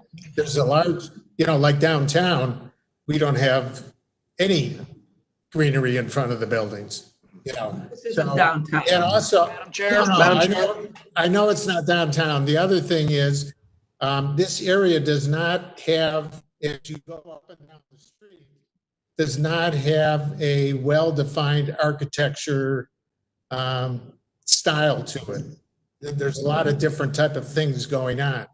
So from my perspective, and again, I'm not trying to tell anyone there what to think, but from my perspective, if it could be established that this area here, if ODOT comes along and the area to the south is owned by, I think, an individual, and something there can be done, that would further define this area more like this. So I would look forward to seeing that happen, but I can't promise that for this discussion. Madam Chair, we have Mr. Harrison like to speak next, please. Thank you. He's had his hand raised for quite a while. Okay, Mr. Harrison, if you'd like to go, and then I'd like to speak also. I'd like to remind everybody to please raise your hand and wait to be recognized before speaking out of turn so that we can keep the meeting in an organized fashion. Thank you. Go ahead. Thank you very much. Could you put a slide of the facade of the building, please? Is that? That'll do, yes. So we've talked a lot about site plan, and I won't make any comments on that. I'd like to address the aesthetics of the building. I feel that the fenestration is too large and needs to be reviewed and brought back into some sort of perspective. You've created a very, I mean, those windows are larger than most commercial windows, and it's not anything that we see in the Tremont area. And the also on the facade of this building, the cornice is very unresolved. You have a very strong base, but you have a very weak cornice, and you might want to join those three elements at the top instead of breaking them as you do. And because what I expect to see with this facade is about 10 more stories on top of it. And unfortunately, to me, that leaves us with a very unresolved architectural building. Also, if you're going to front it on West 14th Street, I think you need to do something to make the central element more prominent than the two side elements, so that it has a symmetry that is appropriate, again, to a residential area and not make the building look so commercial in that respect. This is a concept presentation today, so that's why I'm giving you this feedback, so that ultimately I can come to a place of supporting it, because I think ultimately there needs to be something built here, and I'm not at all opposed to interesting new concepts of living. But architecturally, I really think you need to continue working to refine this building, because it's not there are too many elements that are not architecturally in perspective. Let me put it that way. You could take these elements and put them elsewhere in other communities or in other contexts, but particularly the cornice is unresolved and needs to be. You might think of making the protection solid rather than they look like arbors at the moment, but of course you're not going to run a wisteria all the way up to the top of them. So they're not functioning as arbors. Rather, they are functioning as louvers, and I don't think that is a strong enough element at the top of this building to substitute for a proper cornice. Madam Chair, we have Adrian Bailey. I was going to comment next. I mean, I think this is a really interesting use, and I really like it in this location. I think it's very innovative how your use of the micro unit and showing its adaptability. And I think it fits really well for this location of Tremont, especially because it's right on that gateway, into the area. So it makes it very walkable and attainable. But with that said, I would have to agree with the comments on some of the comments on setback, because I think it feels foreign for this part of the street. And this part of the street has a very deliberate setback area. It's not a straight line of setback, but it's pretty consistent for the gateway, especially into the neighborhood. So I like the project, but I personally would prefer it to be pushed to the west, so that it could give some breadth to allow you to enter into the neighborhood and work to help step back in the setbacks to where the existing buildings are. And then I would have to second what Mr. Harrison said about the cornice. I think right now it feels very segregated between the three elements within here, that really looking more at a consistent cornice versus the louvers to give you that accent would probably make the building feel more cohesive, because it's not that big. So it's, for being a smaller building to have three distinct elements, I think it's starting to look busy, but a cornice could help unite the whole design. Madam Chair, we still have a few people with their hands raised. We have Adrian Bailey was next, and then we have, I think John Makakis wants to speak again, and Khalid and Director Collier. I guess Adrian Bailey. I agree with what everyone's saying. I like the building and how it's formatted, the color. I I'm assuming these are open porches or balcony, Mr. Romain, on here in the front, the east one that I'm looking at. And also, I have questions about the north and the south. Now, I understand that you were saying that the lot where all the dense trees is, that's why you didn't put any windows. But my concern is, like, let's say something happening in the future and they either sell part of the property or cut some of the tree down. I'm just wondering, have you thought about putting windows there, even though it's dense trees that they're going to be looking at?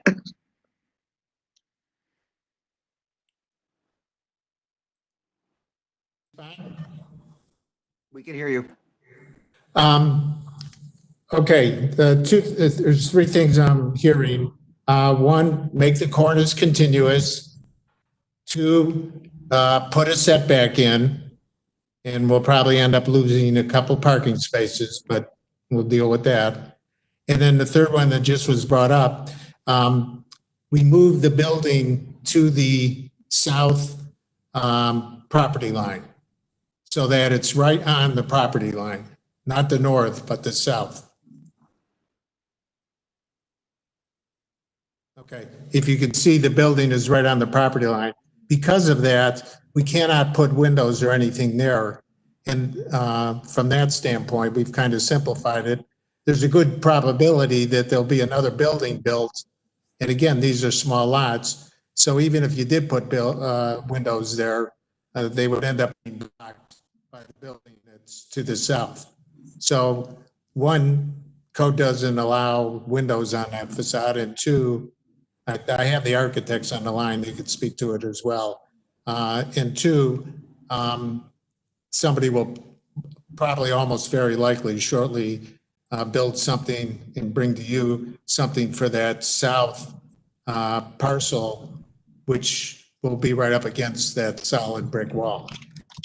But on the north side, even if ODOT would agree to not, agree to allow that to be developed, we still have the parking lot that's like 10 feet from the property line on that side. So the windows are appropriate there. Does that make sense? Yes. And also the blank wall is in the middle on the north side. And you mentioned earlier that you have 4 heights of the cabinets. Is that one of the reasons why you don't have no windows in the middle? Correct. Okay. 4 height, meaning from ceiling to the floor. Right. The cabinets go from ceiling to floor. Okay. Yeah. So that's why you don't have no windows there. Okay. All right. Thanks for the explanation. Thank you. Madam Chair, we have Director Collier. Okay, I'm going to make this quick because one thing I just want to say is that I think the building design is very well done. I would challenge the prospect of closing off that front facade. I think it gives it some depth and it's some flavor. My concern is that because of the scale of the building, if you just square it off, it'll feel just like a block. You know, I'd actually like the idea of having some variation on that facade and with the depth of the porch elements. I think it gives it, I think it gives it some much needed heft on that front facade.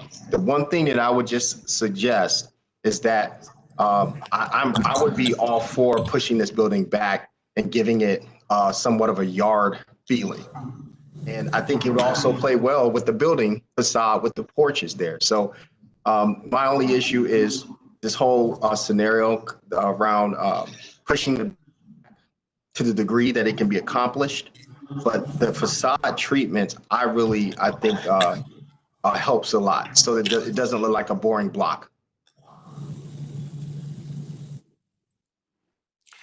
If I could respond, basically, I have no problem, and the architects can speak if they wish on this. If we move the building back, which is what the two things that I'm hearing, And if I'm not missing it, is we should change the cornice and make it continuous, number one.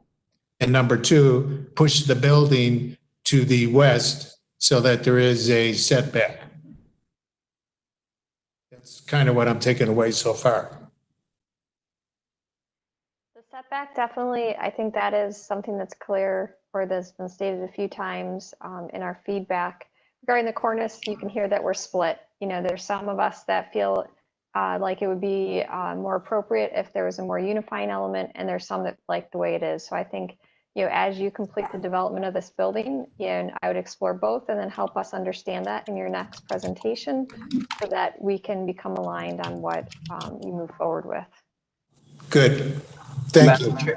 Madam Chair, John, did you have another comment? You had your hand raised. You're muted. Yes, I did. The only thing I don't think was ever explained on the site, the immediate parcel to the north seems to be a pretty small parcel. That was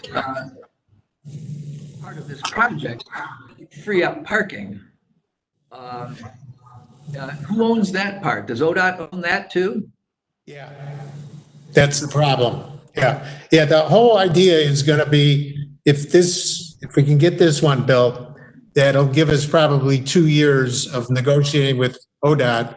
I would like ODOT, in addition to the site that you're seeing that's outlined on the plan there, that's a small lot. I would also like to entertain maybe getting additional land. The piece that you have there is the city and ODOT, but ODOT also owns the other part to the north of that. And what I'm thinking, this is not at all for this discussion, but just my thought process is if we can acquire that next lot and then work out a deal with ODOT where we lease that next part, where we put parking on it, they can give them an easement so they can always get to wherever they have to get to on the freeway. And we would move the cars if they had to take heavy equipment across that. But that then would solve our parking issue. But that's a long discussion and far down the road. But that's the thinking. Madam Chair, we have Mr. Harrison would like to make a final comment. Mr. Harrison? Since I brought up the issue over the cornice, I'd like to clarify really quickly that I did not imply or I really have nothing to say about the setbacks, the balconies, in other words. I'm not calling for the whole front of the building to be filled in to create one huge monolith. No, that's so. Director Collier, that is not what I called for. What I'm talking about is the cornice at the very top. Just like the cornice at the bottom, just like the base at the bottom provides a unifying element. I'm talking about the cornice at the very top. And all you have to do to make the central element a bit more prominent is to raise the cornice line slightly for that element in the middle, or set the middle part back 2 feet, or bring it forward 2 feet, something to make the middle part more prominent than the two side parts. I think that would make it a much more compatible building with the kinds of architecture. Really what you're referencing is the architecture further down the street toward Clark, built in the 19-teens. These sort of gracious apartment buildings that are 2 stories. I understand that, and I think this is an interesting modern adaptation of that, but they all have some unifying element at the top. And unfortunately, I don't think this is fully resolved. Okay, I appreciate that and totally understand. And Eva and Dan are the architects on this call, and they're terrific. So very much. Thank you. I'm sure in the next iteration we can address those. It seems like we've been focusing on the 2 elements that we've just stated, the setback and the cornice. Does anyone from the commission have other feedback or Madam at this time? Chair, we also have the architect has his hand raised, Daniel Sirk. Go ahead, Daniel. Yes, hello, Daniel Sirk, SA Group, 1322 Old River Road. I appreciate all your comments today.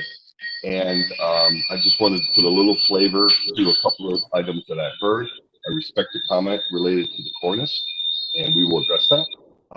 With respect to the setback, I fully support Rick in his challenges with zoning, that we need to try to maintain the 6 spaces, which has been quite the challenge because of the tightness of the property. We've seen in the other project that Rick has constructed that the parking demand is not what zoning is reflecting. People that are using these buildings and plan to occupy them are a generation that use lifts, public transportation, and the parking demand may not be in line with zoning. So if this board support Rick's push back with zoning to agree to a amendment or to allow to relax on the parking down to 4 spaces, we could start to explore the desire to push the building back.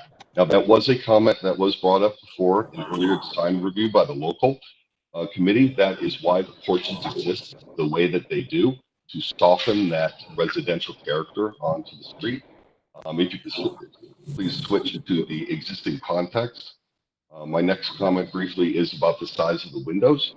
As Rick presented, the units are designed to have a large focused window at the end of the unit, so that these can be urban infill. That is sort of the concept. Earlier in your meeting, you were discussing the historic properties that unfortunately may need to be torn down or not. However, Rick we are looking at sites in the city to deploy these where we can infill. And that large window is a big feature to the experience of the internal workings of the unit. If you could please zoom in as well, in the lower right-hand corner of the property that's directly across the street. It's the second small picture up from the right. And the comment to the context was we were reflecting on the existing building across the street that has the large exterior balconies with the windows recessed back in.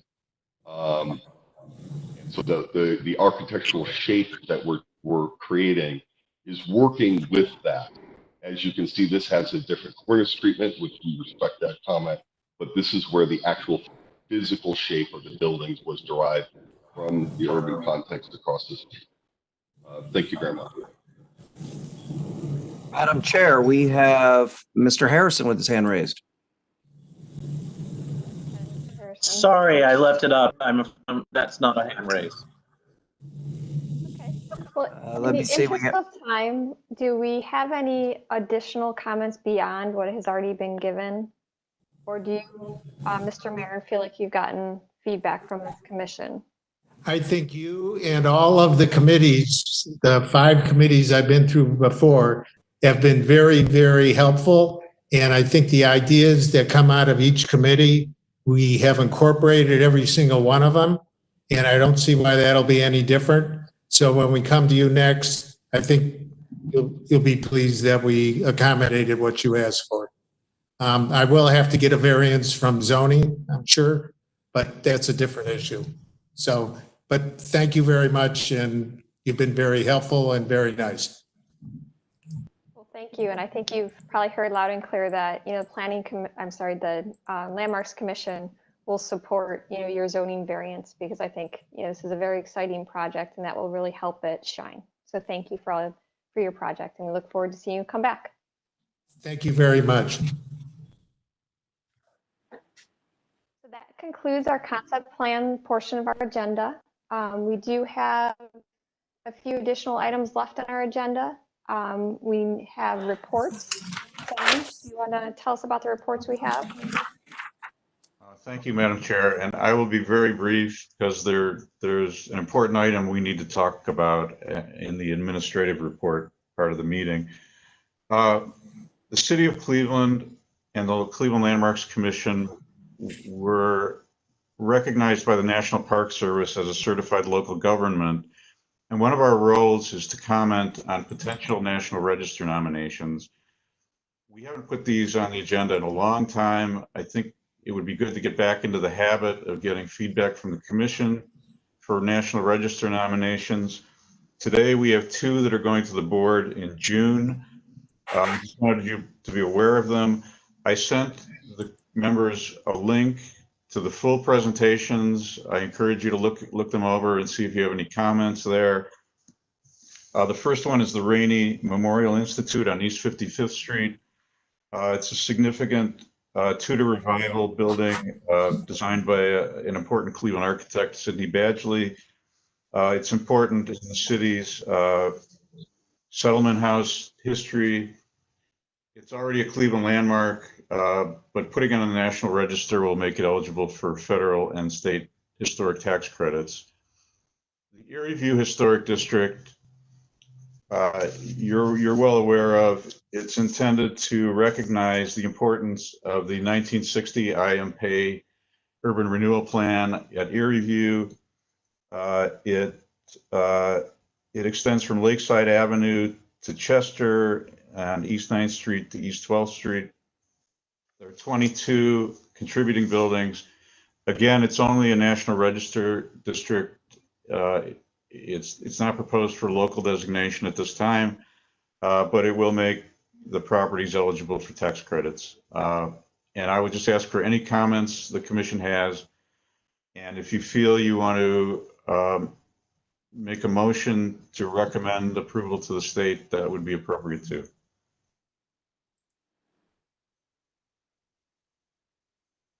Do we have any feedback from the commission on the 2 recommendations? Madam Chair, we have Adrian.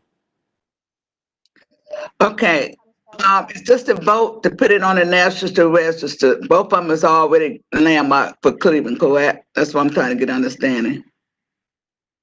Only the Rainey Institute is a Cleveland landmark. The Erie View Historic District is not locally designated. Okay, all right. Well, I do have a comment on the Rainey.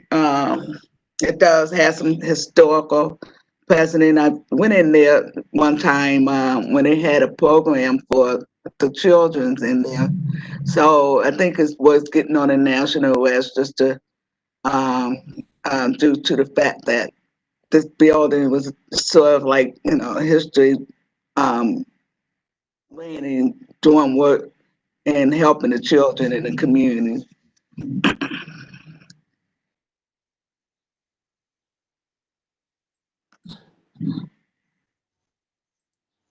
Other questions or comments on the 2 nominations? We have no other hands raised. Would someone like to make a recommendation for nomination for the Rainey Memorial Institute? Adrian has her hand raised. I'll do that. Making the motion is to make the 2 buildings to be nominated for the national registration. Can we do these together? Oh, Or do yes. we need to separate them out? I think in the interest of time, we can do them together. I second the motion. Any further discussion? Don, could you please take a roll call and announce the results?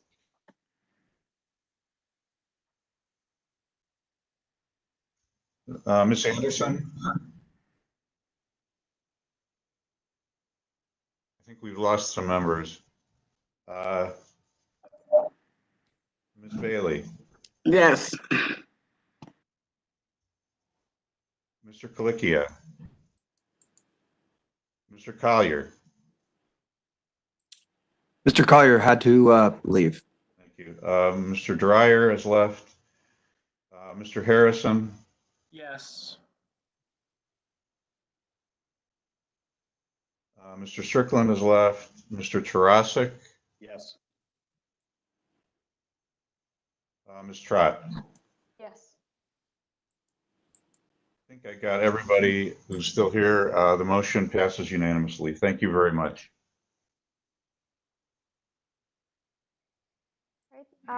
Do we have any Section 106 environmental reports? We do not. Any other reports, or shall we move on to I think we should move to administrative reports. administrative reports? I don't have anything on the PowerPoint.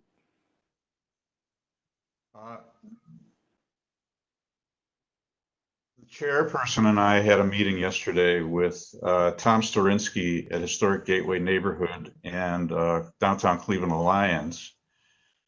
In light of the damage that was done on May 30th after the protests downtown, there's an effort going on right now to provide funding to business owners to do repairs to storefronts. And we want to make sure that they're done appropriately and in kind, because there are so many historic buildings on Euclid Avenue and East 4th Street. Some of these are in the historic district. Some of them are designated landmarks. A lot of them are eligible and need to be treated appropriately. We're less concerned about the ones that are repairs in kind, if they're just replacing glass and storefronts, that kind of thing. But we want to make sure that we set up a protocol for reviewing the ones that may go beyond just basic repairs. And we want to set up a process by which we can expedite all of these approvals, because we think time is going to be of the essence. And so we'd like to set up a subcommittee of the commission to have the power to give administrative approvals to some of these in coordination with members of the local design review committee. And that's what we want to talk about today. Julie, can you add some comments? Absolutely. In just the discussion, since it is more of an emergency situation, to get these buildings back in shape after the May 31st events, I think this is really appropriate and a great opportunity to show collaboration between the local committees and the commission to speed up reviews, and sort of playing off some of the comments that were even made today, 4 or 5 different meetings, getting everyone in the same room. I think this is a great opportunity to show how agile both can be and help the overall areas get back to the luster that they had prior to the event.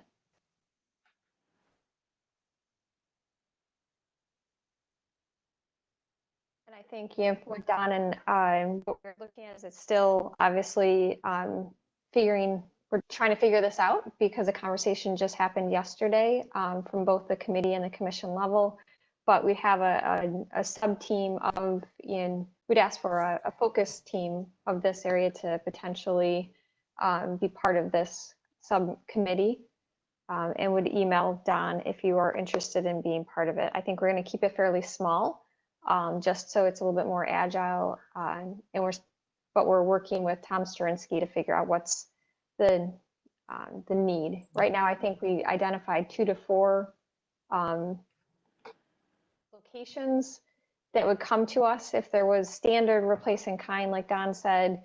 Those would not really require review, but in 2 cases in particular, there are organizations that were about to do upgrades, so they would like to use this now forced replacement to do those upgrades, and those are really the only cases that we would focus on with this subcommittee. So, Madam Chair, are you asking for volunteers, or what are the action steps you'd like to see? I think the action steps are volunteers to be part of this subcommittee, and then once we determine the final number that we think is appropriate, the total number, we can break it down to what comes from each commission and committee. So if you're interested in joining, I just say email Don, and he can then use that to help us form the subcommittee. Thank you. Part of this effort is to send a letter to downtown property owners, making them aware that there's an expectation that we expect the repairs to meet the Secretary of the Interior standards. I think we'll need to coordinate with Anthony Santora, who in city planning, who staffs the downtown Flats Design Review Committee, because a lot of these buildings are outside of our purview. The only question I have is for Stu. Do you see any issues with our rules or our code that would prevent us from moving forward with a subcommittee to make decisions on behalf of the commission? No, there's no problem with forming a subcommittee, but do realize that it would also be subject to all the open meeting laws of the state of Ohio. So you'd have to announce the meetings and they would have to be open to the public. Okay, thank you. Any other administrative reports today? We had a site visit a couple days ago in Little Italy to review a demolition. That will be coming to the commission eventually.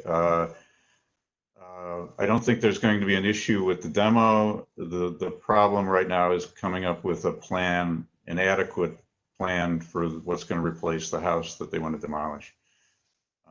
But we had a site visit. We'll have plenty of photographs for the commission to review when we see it. We'll probably see it in July. That's all I've got. All right. There is not a chair's report today. So I think the last on our agenda is adjournment. Would someone like to make a motion to adjourn?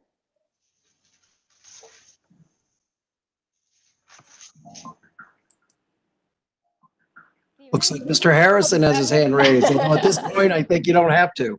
I move to adjourn. Everyone can open their mic. Is there a second? I second. Okay, all in favor? Aye. Okay, well, I would say that passes unanimously. So I think that's it. Then we are adjourned. Thank you for everyone's patience. If there's anybody left from the public and from the applicants and everyone on the commission, I think we're getting the hang of this more, and